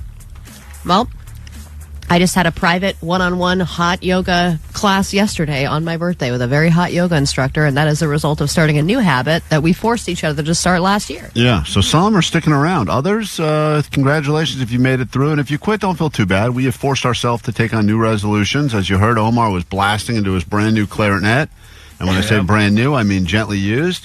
People say it was the greatest sound / worst sound they've ever heard on the history of the show, but Omar will get good at that, and by next week at this time, he better have a song ready to perform. Yeah, people on the text line think there should be a song performance happening next week, or you've lost, Omar. Because you can't just blow into that thing. My daughter and I are already working on it. She told me that you have to work on your embouchure, Daddy. So I'm going to be working on that. I don't know what that means, but it's something to do with my mouth. Embouchure, Daddy. You got to do embouchure. You are an embouchure, Daddy. Allie has to reconnect with old contacts in her cell phone because that's one of the things people wanted to do this year was make human connections. So who did you call this week?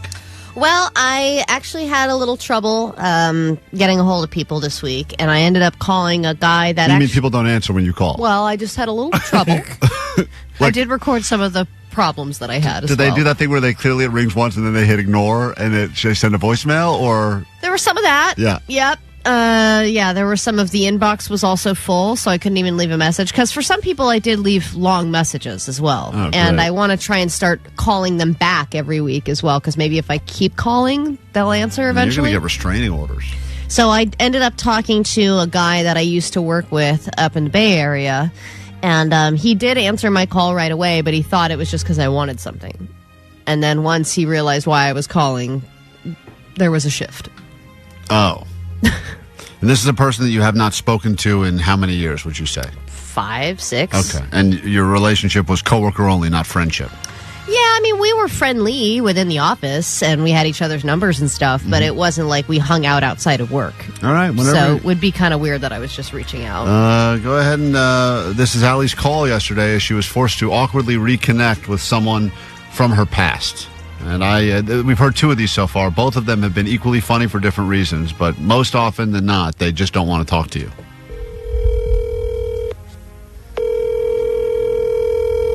How can I help? Well, hello there, Chuck Bullitt. How are you? Hang on here. Wow, that was a long pause there. Very long. Okay. He was clearly like, what? Oh, no. What I pick up? You can literally hear the thought of, oh, goddamn. And he's looking around at the people that he's with like, Why did I answer this desperate woman? Can you hear me now? Yes, I could hear you before, and I can hear you now. Sorry, my truck was trying to do weird things with the microphone. How can I help you? Likely story. Sorry, my truck is the first excuse, by the way. Go on. Well, I just wanted to say, hey, it's been a while since we've talked. How's it going? Okay. Cool. Are you still living on a boat? We are. Are you in the Bay Area today? No. I'm in LA. It's actually my birthday today. Happy birthday. Thanks. Something so weird about you calling someone you haven't spoken to in 5 years On my birthday. that you worked with on your own birthday. It's so sad. It And really, then I have to drop that it's my birthday. it really is thirsty. I have to feel like It's my birthday. you didn't call me, so I thought I'd call you. Goddamn. Let you know. Every week you do another one of these forced reconnections, it gets sadder. Happy birthday. Thanks. But I just, I've been trying to rekindle with people that I, was friends with, used to work with, etc. And, we used to work together in the Bay Area. So I just wanted to, keep the connection alive. Well, thank you. We're in a meeting. So now he's goes into his excuse now. And by the way, no one is what you've said this now 4 times to people or 3 times. No one has ever said that's so great. I was thinking the same thing about you. We should talk on a regular basis or something like that. No one has said that. Instead, it's well, thank you. We're in a meeting at the moment. Okay. Got it. Hey, hold on. In his truck? I thought he was What?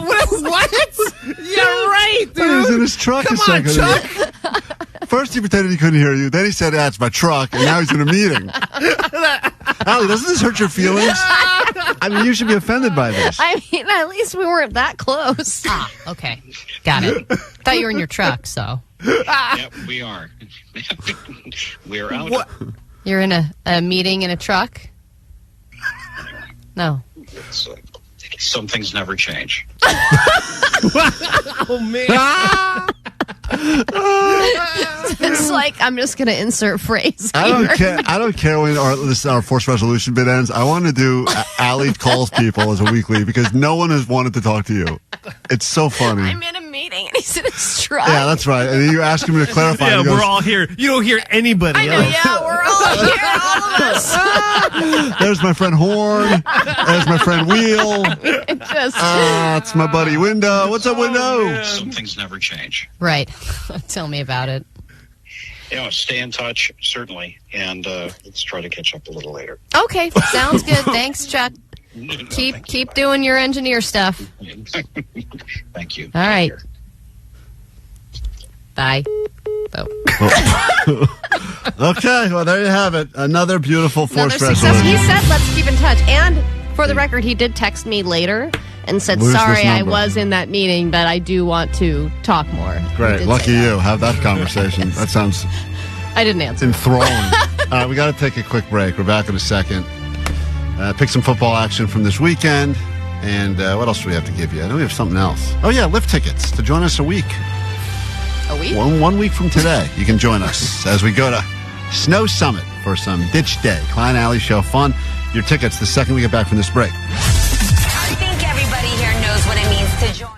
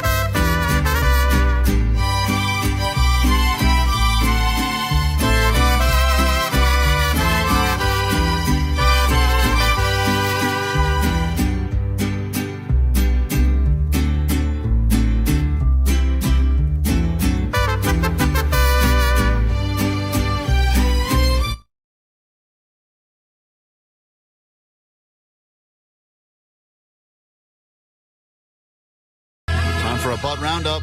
It's KROQ, Klein Alley Show. Stuff going on in the world, stuff going on in the news, stuff potentially happening to your own body involving your ass. And you don't know about it because the news buries butt stories. And that's where we come in, Allie, with something that we call butt stuff. It must be a special occasion. Oh, yeah. It's time for butt stuff. In this edition of Butt Stuff, been quite a few stories of people actually getting butt-related injuries. Now, I know last time we did a butt stuff, it was a lot of people doing these backdoor, pun intended, surgeries with non-licensed doctors that were doing butt injections, and then they were getting like cement in there, and it was a whole problem. Now, it seems there's a couple of good butt-related stories that we should share with you, including the bulldog puppy that was born without a butt. What? But has made a miracle recovery after a life-saving surgery. Klein, who has an extra butt to donate? I don't have an extra butt. I have an extra hole. It's very different. Complex operation and built the dog a new bottom from scratch. 3-hour surgery. Lucky from scratch? What kind of scratch? Lucky then spent a week recovering and learning how to relieve herself, and now she is a fully functioning bulldog puppy born without a butt. I didn't even know that was possible in the world of dogs, but that is a medical miracle right there. So I'm happy that this dog now has a butt.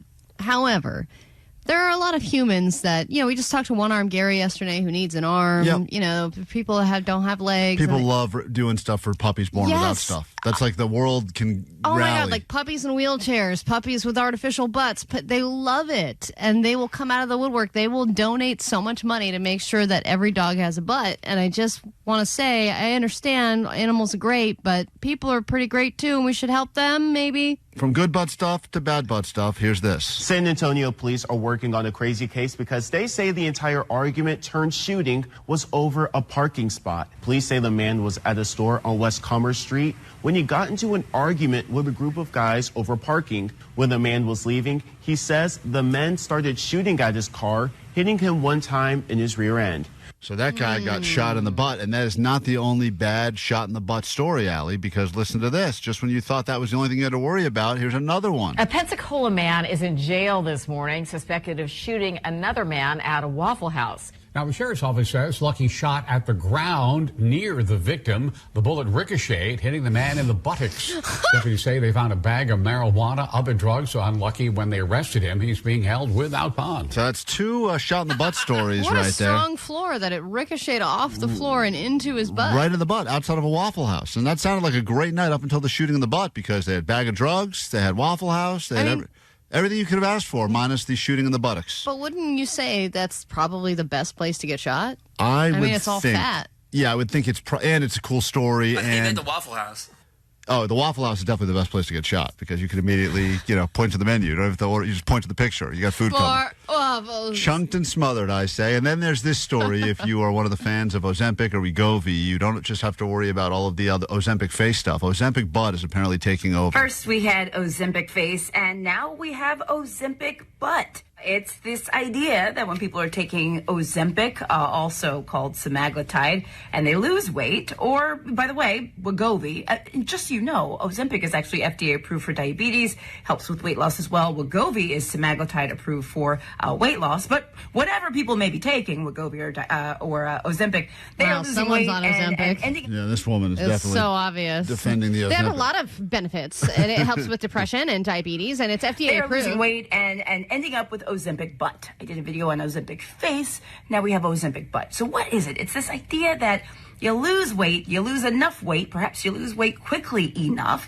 that your skin starts to sag, and that's in your derriere, your bum, your bottom, your butt. So they're saying this How is many now more words is she going to come up with? There's a lot of words for butt, and she uses all of them. That your skin starts to sag, and that's in your derriere, your bum, your bottom, your butt, whatever you call it.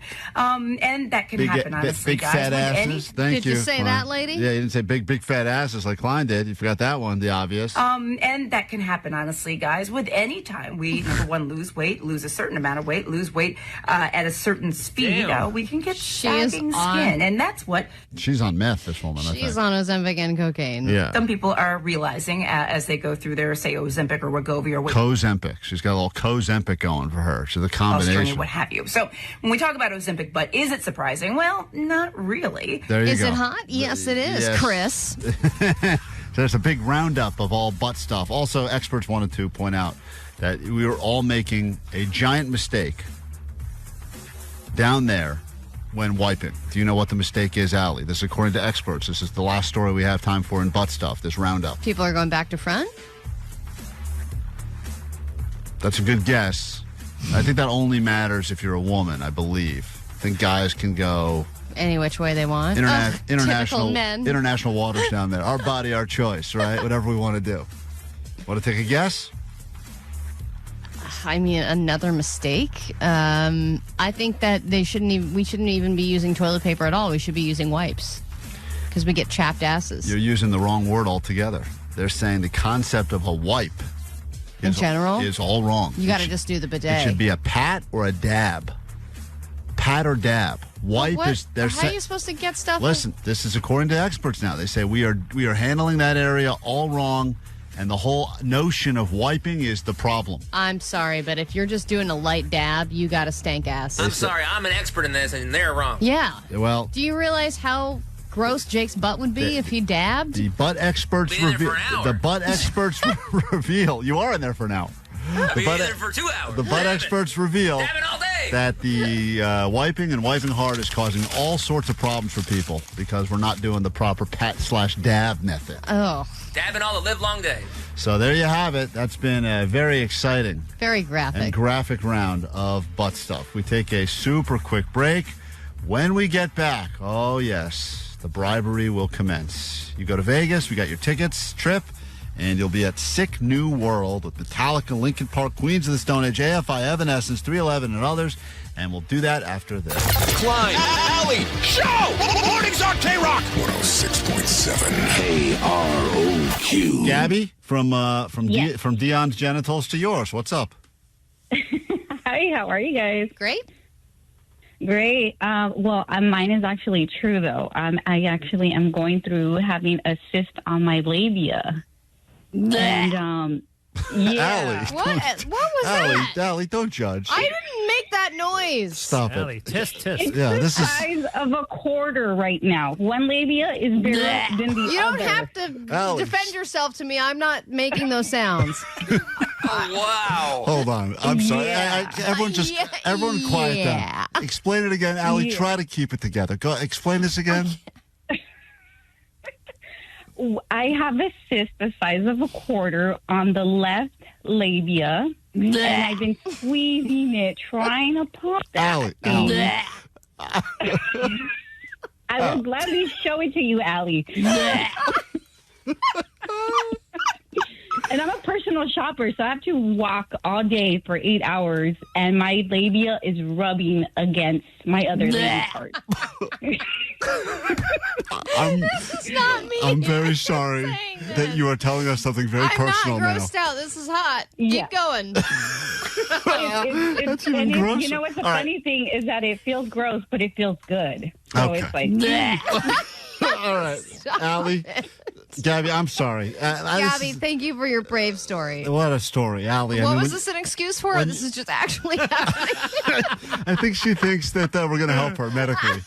So, Gabby, have you used this to get out of anything or just to get off? What is the thing? No, I actually asked my HR man. Thank God I'm close to my HR manager, and she knows what's going on. She was like, same. Yeah. Her name is Gabby, too, and, yeah, it's, Klein, that was real. Which one of these people you think we should let come clean about their fake medical ailment, their sick excuse to win some tickets to Sick New World?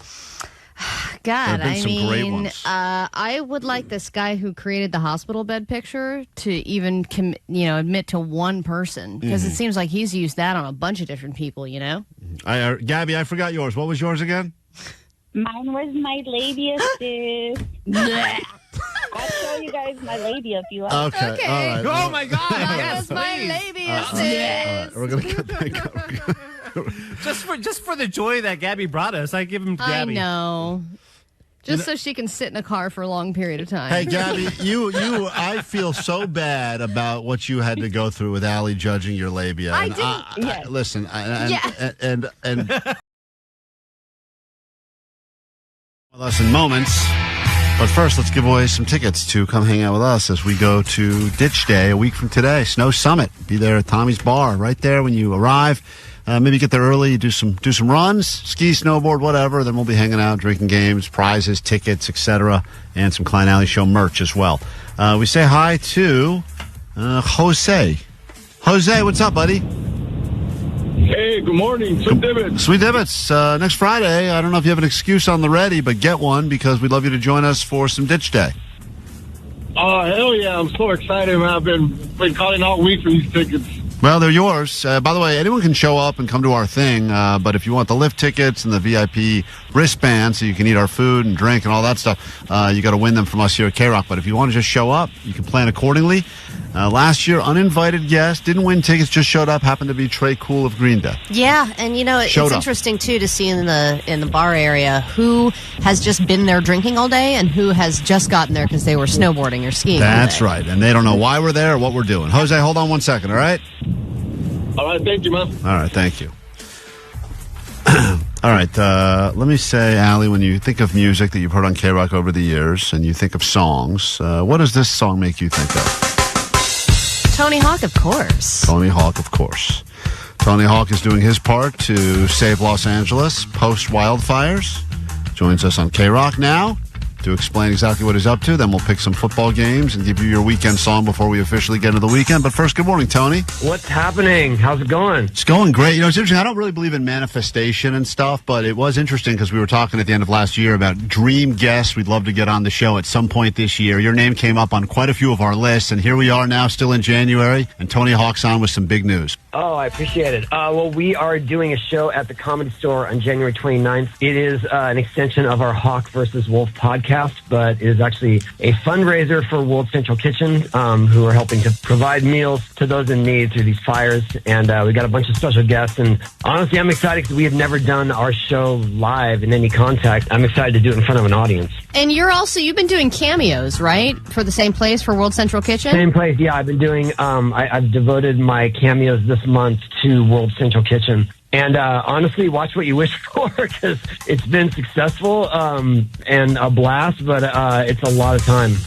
But I love it. I mean, it's been amazing. I think I've had about 300 requests so far. Tony Hawk, we love you for so many reasons, and obviously people grew up on your video game. They started skating because of you. You've heard everything from everyone before. What is the least cool thing someone on a skateboard can do, where right away they're perhaps seeing it's you, they try to impress you, and you're like, that guy is not cool? Oh, man, well, first of all, I don't like insulting anyone that tries to skateboard. But there is there's a telling way that you hold your skateboard that can show that you probably don't skate a whole lot. Yeah. And what is that? So I don't do it. The way you grab it, if you hold it by the trucks, it generally means you're probably not used to just throwing it down on a whim. Smart. That's good to know. As somebody who falls regularly, I am accident prone, and I've given up on skateboarding, snowboarding, and everything. How do I look cool while falling? Oh, wow. You get back up right away. That's the coolest thing you can do. Yeah, because you've been jacked up so many times, but recently you were injured pretty badly. Yeah, actually, almost 3 years ago to the date, I broke my femur. I did not get up from that one quickly, so I didn't look that cool. Just laying there. Yeah. That was. I immediately knew. I mean, there's if anyone has broken their leg, it's disconnected from your body right when it happens, and there's kind of no way you can force through it. This event that's happening, and I want to send as many people there as possible. I'd love to sell it out while Tony's on with us right now. It's happening at the Comedy Store, in addition to just getting tickets, and we'll put up all the posting on our socials, but it's January 29th. But one of the cool things you can do, it's like one of those add-ons, is you can actually get a signed skateboard just by going to the show, which must be the number one thing people ask you to sign. Is it more skateboards or body parts? What, more skateboards than body parts? Yeah, what do you get asked to sign more? I would say mostly it's T-shirts and photos. Even more than video games. Oh, a lot of video games. I take it back. Yeah, but people generally don't have a video game on them at the time. Yeah, it's always funny. I feel like there's a lot of videos. I see clips where someone's like, I ran into Tony, because you're a man of the people. You're out and about. If you're picking up food or you're walking around, you're out in the public all the time. So every day someone is you look like that guy. You get that all the time. It happened yesterday. Happened yesterday at the drive-thru. And do you ever say, no, I'm not that guy? One day you're just not. Well, you're not. No, what it is, it's tricky because at this point, I think sometimes I just think people are saying it to joke around because they've seen the meme or they've heard me say these things. And this girl said, man, has anyone ever told you look just like Tony Hawk? And I said, yes, many times, and you're the first today. And I thought that she was in on the joke, and she said, you really do. It's crazy. And then handing me my food, and off I went. That's the greatest. Oh, that's so funny. That's the greatest. So you've been on PlayStation, PS2, PS3, PS4, PS5. How much say do you have in the way that they portray you in the video games? Are you like, okay, you're going to go ahead and delete all these wrinkles, just keep me ageless? Like, how much say do you have? Well, I have final say, but it is funny you say that because I think a big reason why people don't, the sort of mistaken identity thing happens is because they have me stuck in that time frame of the 2000s, mid-2000s, of my video game character who was literally, I was 30, I'm in my 30s at the time. And so it's like, that guy can't age because he's immortalized in this video game as this age. So they can't reconcile that my face might actually get old. Yeah, it's got to be that version of you with Goldfinger playing. That has to be it because that's all they know. And of all of the songs, because some argue the greatest video game soundtrack of all time. Do you have a favorite that even your virtual video game character skated to? I do. I mean, I've come to really embrace that song because it does represent our game series. But I'm more like OG KROQ. That is really was the soundtrack to my youth.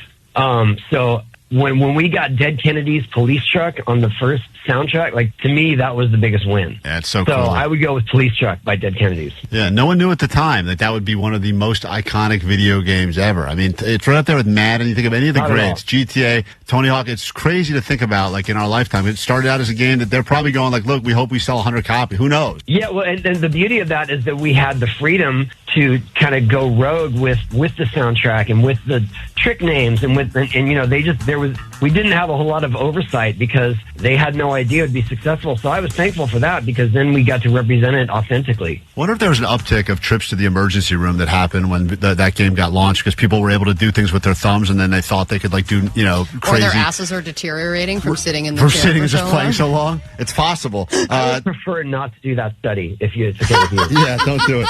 Tony Hawk, Jason Ellis together. It's Hawk vs. Wolf Live happening at the Comedy Store. You get to go and not only see these guys. Oh, by the way, our friend Bert Kreischer's going to be there. Special guests too. I just got confirmation. Bert Kreischer is going to come through. Adam Reyes, Dr. Phil, Pete Lee. We've got members of the Bones Brigade, so it's going to be a lot of special guests. Get your tickets before they're gone. All the proceeds go to fundraiser for World Central Kitchen to provide LA fire relief. Please, when you are in LA and have some time, come and hang out in the studio, man. It'll be a lot of fun to get you in here. And we'll give you free swag. I'm sure you never get that anymore, right? A lot of free swag. Oh, I appreciate it. Thank you. The great Tony Hawk. Thanks, you guys. Klein Alley Show. The world famous KROQ. Cut my life into pieces.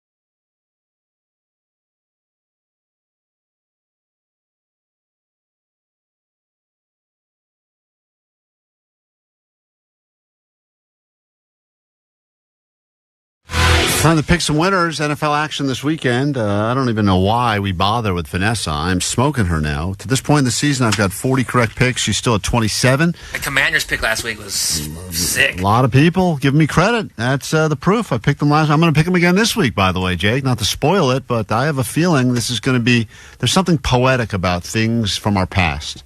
And I believe there was nothing more exciting than when I was, 8 years old, whatever it was, and the Bills played the Washington Redskins at the time in the Super Bowl, and that's the last time Washington won. I think Mark Rippon year. Right? That was Doug Williams, and I believe that you are going to get, Allie, and this is very exciting. And I will say this right now: a Bills Washington Super Bowl. I hope that you are right. I would want the Bills to win, but I really hope at least that the Chiefs are not in the Super Bowl. I know that people have a feeling, and I get why, that the Chiefs just cannot be stopped regardless, but it's time to pick the games. Vanessa, I know you're a fan of volleyball, but let's talk football right now. Okay, time for some Klein's Lines, brought to you by Prize Picks. Prize Picks, run your game. Let's get into it. 2 games this weekend. The first one is the Washington Commanders. Well, and you the already said a lot of Philadelphia great things about Eagles. them. Yes. So I don't need to hear what the other team is because I already know it's going to be the Commanders. No, please, Vanessa, don't say that. The Eagles are favored to win this game. They're favored to actually win the Super Bowl right Commanders, baby. Go on, Vanessa. Commanders. Oh, please, Vanessa, no. What do you mean? They're going to win it. The Eagles are right now the favorites to win the Super Bowl. I still feel like the Commanders. They're commanding, right, Vanessa? I'm not changing my mind. All right, great. Well, we agree on that one. Wonderful. So mad. God damn. Didn't think that was going to happen.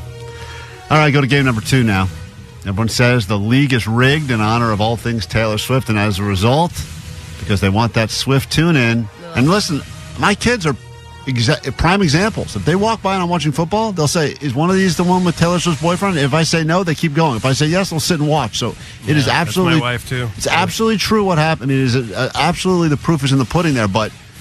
Did you see what happened one of the last ones? Like, she invited Caitlin Clark to her suite, and then, Travis got a touchdown or whatever, and she just, is bouncing up and down and hugging Caitlin Clark, and Caitlin Clark looks like, what? So what are we doing? Why do we jump up and down like this when we score? My kids and my wife were upset that they cut away too fast. Yeah. They should have stayed on Taylor. It's like, oh my God. Well, it's a game. I believe that I think the Bills, this is their year. And the Chiefs have figured out a way to win regardless of not... I haven't played Otherwise, great, the curse is real. But I'm really hoping. I already have a lot of action on this. I hope I'm right. But I will take the Bills in this one. Vanessa, who you got? The Chiefs again? Because I want to be a hater, I don't want to go for the Chiefs. But we need Klein, you're already beating me so hard. You're winning by 10 points. So if I choose the Bills, does it matter? Well, it doesn't matter. Yeah, it really doesn't matter. It doesn't matter. Just say something funny. Because I'm a loser, I'm going to go with the Bills. There we go. All right, so because I'm a loser, I'm going to go with I'm already losing. Let's go. We got our picks in now. Wonderful. Let's give you this song. We'll come back. We'll do takeaways. The weekend song to get you into the weekend officially. If you have any takeaways you'd like to share with us from today's show, I see them pouring through on the text line now. 800-520-1067. Wrap up the show officially next.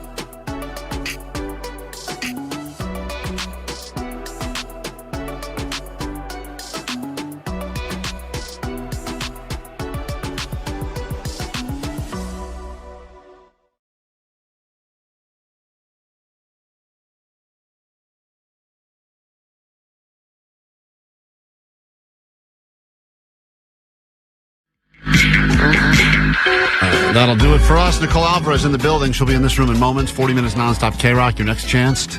And one of your final chances to hop on that standby boarding list. Go see Sublime in Boston. We'll give that trip away on Monday morning. So hopefully you're answering your phone. If we call you bright and early, just keep listening. Get on the list. You'll have more chances. Final chances today at noon, 3 and 6.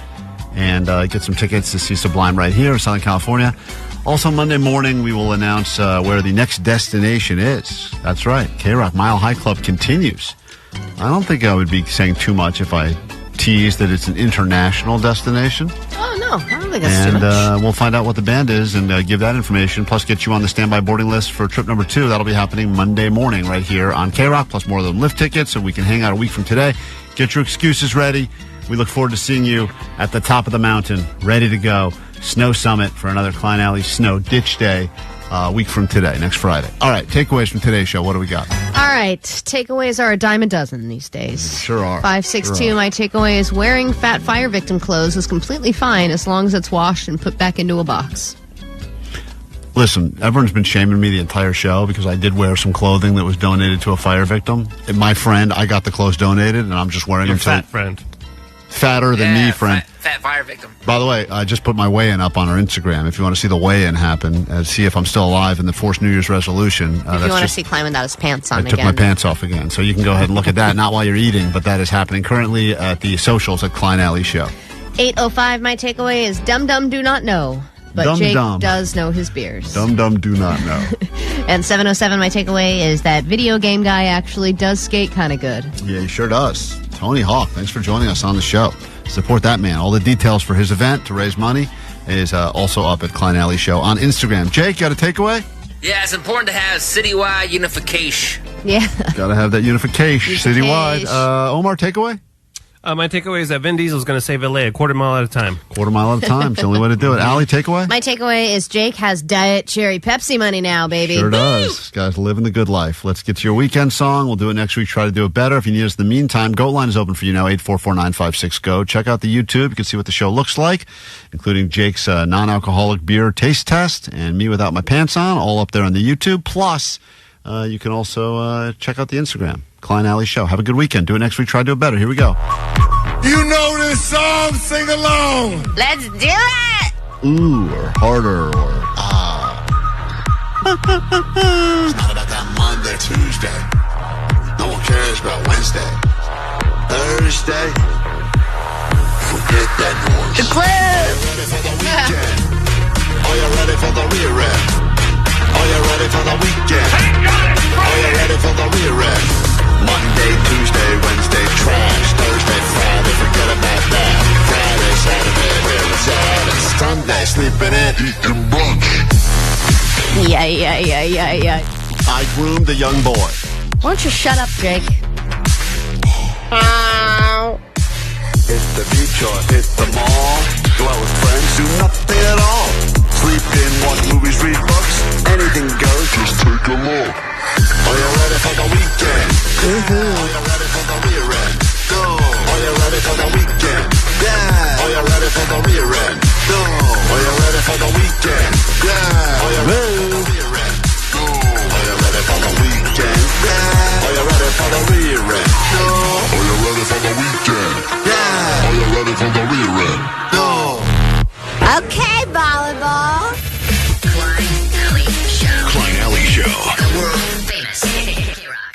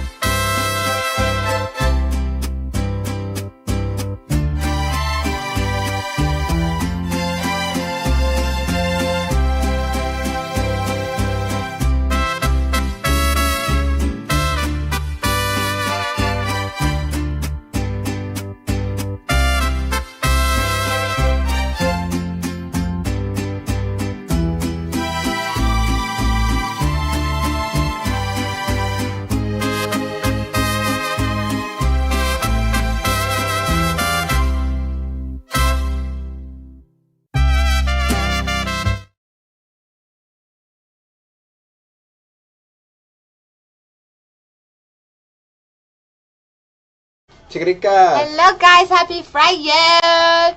Woo woo. Anyone partying tonight? Give me them red hearts. Can't hear you. I am in here. What are you talking about? I'm right here. Hello, guys. How you doing? No, I want to Welcome to the Afterlife Show starring Vanessa Johnny. Welcome to the Daily Debit. Everybody say cheese really quick. Oh, whoa. Hold on. I'm going to take a photo of you guys really quick. Everybody say cheese. Ready? 1, 2, 3. One more. You guys look ugly. 1, 2, 3. Wait. 3, 2, 1. Say cheese. All right. Let's get serious. Boom. It's Friday. What are we doing? Tell me all about your We can't plans. stand up next to each other, you silly goose. You know I'm like 7 feet tall. All right, then sit down. You're like 4'11". Okay. Sit down. Yeah, there we go. Okay, what's poppin', guys? How you guys doing? How are you guys doing? Excited for the rain this weekend? What are the plans? Oh, yeah. What kind of you go to the movies? Sometimes. I haven't been in a while. Why?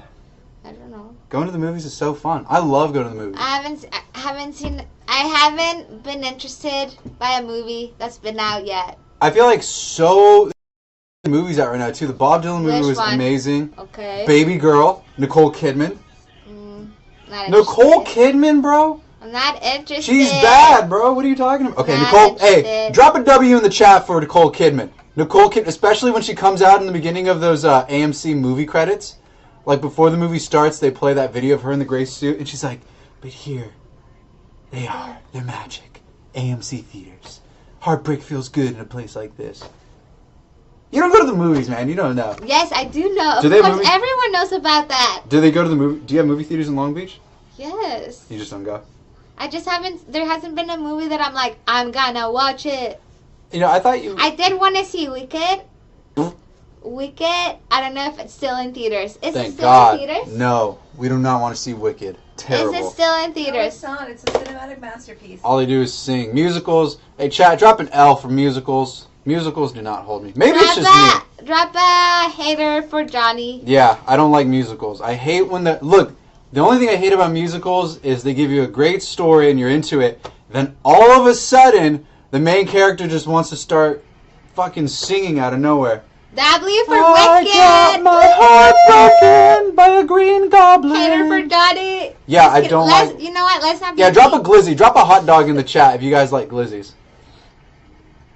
Yeah. No concerts coming up actually right now, but we have That's a lie. Fire Aid. Fire Aid's next weekend. Not this Thursday. weekend. Oh. Are you guys going to Fire Aid? If we were going, I'd really want to see the show at the Forum show. I think... If I were going, if I had a lot of money, I would want to see the show at the Forum because of No Doubt. No Doubt, you know? It'd be a No great Doubt, show to I see would No want to Doubt. go to the Forum. Yeah, no doubt playing at the Forum is a really sick show, as well as Green Day. I'm really surprised, I'm not going to lie, I'm really surprised I didn't see Coldplay show up on any of those bills, because Coldplay makes sense. That seems They're like busy. Coldplay. Everybody's busy, but like, also too, I think they would have definitely I been think playing they at the Forum wanted show. artists from here. Right, and from Coldplay the is an US. artist from here. No, it's not. No, everybody's out of they're state. British. No, yeah, they're British. I mean, they're English, And yeah, no, but they're so not all is from Red Hot Chili Peppers, California. No Doubt, California. Olivia Rodrigo. they're all under the Atlanta. same label or the same management. I think too. That's why. Yeah, Billie Eilish. Honestly, I'm not gonna lie. I like pop. Guys. I like pop stars too. The show at the Intuit Dome. Gracie Abrams, Tate McRae, Olivia Rodrigo. All right, I'm going to say something. Do you guys drink non-alcoholic beer? What did you guys think of that segment? Is Jake... You stopped the whole thing just to and say I'm- that. Hold on, I gotta say something. Well, I like the artists that you're mentioning... I like the non-alcoholic beers because they're I delicious. haven't had it. Does anyone drink non-alcoholic beer? You're not drunk, but you feel it. I'm not I'm not drunk, but I feel it. Do you think? You let me know what ask. I Let me do ask feel? you personally. Let me ask you personally. Tiredness. Usually they come out during the show and they play all these like drops of Vanessa talking. So funny, bagasiation. I don't recall her ever saying these on air. But like when you record these and stuff, do you think before you record and you're No, like, I just- wow, this is gonna hit I on just air? talk. You're like, hold on, let me record this soundbite. Okay, bye. volleyball. No. This is gonna kill. Of course not. I never think anything I say is worth it. It's funny. They just like I saying just think I'm funny. I'll take it. your accent. I'll take it. You good? You good. Chaperone, yeah. No, chaperone. No. She's fire, but I don't see her playing. I that. agree. Jake was very impressive. Yeah, Jake might be a closeted alcoholic. For sure. Not even might be. I think he definitely is a closeted alcoholic. That man does drink a lot. He drinks a ton of beer. He has beer at work. Honestly, literally, I'm telling you guys. When you guys complain about like, why does KROQ do this? Why does KROQ do that? Wait. Like, there's no comment. there's no HR and there's no anything like that. Like, it's crazy what you can get away with here. Like, you could clog the toilet Justin, easily. don't spread rumors. Easily. Allie. Allie's not here. That's how Klein communicates with me, everyone. Allie, Klein needs you. And it's crazy because Vanessa has this little box right here. Let me show them really quick. She has this like little sound box right here that lets her buzz in and talk on air. And that's what Jake has too, and that's why he sounds like a robot. But what's crazy is Vanessa usually has the speaker on that Really loud. turned up so damn loud. I always get scared. It's ridiculously loud, and Klein will like chime in and be like, "Hey, can you give me the recording for Prize Picks?" And it's loud. So many people have come over to tell Vanessa, "Hey, turn this crap down, bro. You're gonna blow the butt." Me, Muggs even told you too. I think one of the KNX people came and said like, "Hey, like, are you guys good? Why is that so loud? You're blind and deaf." That's because I'm tuning you out. Ah! Snap! Damn. I'm trying to read. Took 3 and I whole am business blind. days for you to come up with that one. No, I'm. Okay, I was gonna say I'm not funny because I already said that funny. Sometimes I'm That's funny. funny. That's funny. We should do what are you saying? What were you pointing out earlier? You said a comedy show. I was pointing out at BB saying the way that you do my voice is not the real way. Yeah, and then, that is the real way you do and my Klein voice. can't Oh my jump God, Johnny, you need to do my voice correctly. And then, This is all I hear all day. Johnny, can you answer the phone? Johnny, can you take this into the studio? They need to do this. Johnny, wait. Oh my gosh, I'm so overstimulated. I need to calm down. Too much. I'm getting anxiety. I need patience. I can't take this caller. I hate this caller. Hello? I never say that. Wow, okay. Stop. She's like, I need some avocado toast. Johnny. HR. we have no HR here. We have no anything like that box. here. Yeah. Mort, you do sound like that is Mort from Madagascar. Actually, is Vanessa's actually. I last. don't know who that Julian, is. I need to touch the feet. Count. The royal feet. Anyways, yeah. Guy, answering to someone's comment, they said, "Why doesn't Klein chat?" It's because he's busy. And he doesn't want to talk to you people. No, it's not that. He's busy. He has to run the board. And he doesn't want to talk to you. Edit audio, so he can never chime in. Sorry, dude. Yeah. Yeah. Nobody's as attentive to the YouTube live stream as me or Jake or not Jake or Justin or Vanessa. And even then, we're kind of like really spread thin on the stuff we're doing back here, so we're not really like 24/7 on the chat. Yeah, and it's like a lot of you guys, and a lot of the time you guys just say like crazy stuff or like stuff that we already know. But we do like it though. We do like you guys chiming in. It's kind of actually really crazy. But yeah, Klein's definitely gonna be like the last person, if anybody, to like ever read the chat. Cause he's busy. Yeah, he's running the board and he's doing a lot of other stuff in between too. So usually you'll get a little bit of Klein back here, like when he comes in. Surprised he's not. Oh, yo. No. Someone's asking. What It's happened too to your early. finger? He'll be here at 10:01. Yeah, he will be in 10:01. He'll pop in. My finger? Oh, I like your sweater. We got a package from In-N-Out because of our menu redo, and they sent us a nice care package saying, "Hi, thanks for your idea for menu redo, but it was a trash idea, and we're definitely not going to do it. So here's free In-N-Out gift cards." And like the young child I am, I got too excited to wait for everybody to come and open the box together that I grabbed some scissors and I started opening the box. And I grabbed the scissors, and apparently it's a special kind of scissors because like I barely touched the blade, and my finger just spliced open, and it started bleeding like erratically, and it wouldn't stop, so I had to like double bandage it. But yeah, that's what I get for being impatient. As Vanessa says right here on her board, right here, you gotta have what? Patience. With that, you guys will also have to have patience and wait till Monday morning to see us again and let us annoy you and bother you. And if you guys didn't win your Ditch Day tickets, no worries, because we're going to be giving some away next week as well. Yeah, just come too. Like, And just come. if you don't even want to call or talk, whatever, just come to the Ditch Day event. It's going to be up at Snow Mountain. We'll start it at like, what, 12:30? Maybe 1 o'clock? It says 1 to 3. Yeah, we'll 1 to 3. We'll probably arrive at 12:30, so just arrive early. Yeah, if you come a little bit early, it's okay. Dragging our way after the show. Yeah, the KROQ street team is going to be out there. They're going to be set up. Just identify the tent. It's going to be there right in front. And just come up for the party. You know, it's going to be a great time. That's totally free. Don't have to worry about anything. You're just going to pay for your parking. And then just be mindful of when you drive up, too. You know, just based on the conditions, whether it's in the rain, snow, whatever. They might ask you to chain up. They might ask to have a car that's 4-wheel drive or all-wheel drive or something like that. Just be mindful of that. And we'll definitely keep you updated, too, on that. Keep an eye on our socials. We'll let you know what the conditions are and what's going on. The weather will let us know. Stay dry out there, California. That's your weather it's thing? gonna rain this weekend. The weather will let you know. You know what? The weather. Ali said that the weather people are going away, but no, I don't think they should. The weather people are going away. Did you not listen to ADD News? Yeah, meteorologists. So when do weather people actually predict the weather? Hey, I don't they think they know what they're predicted doing. the high winds. Yeah, what's his name? Dallas Rains?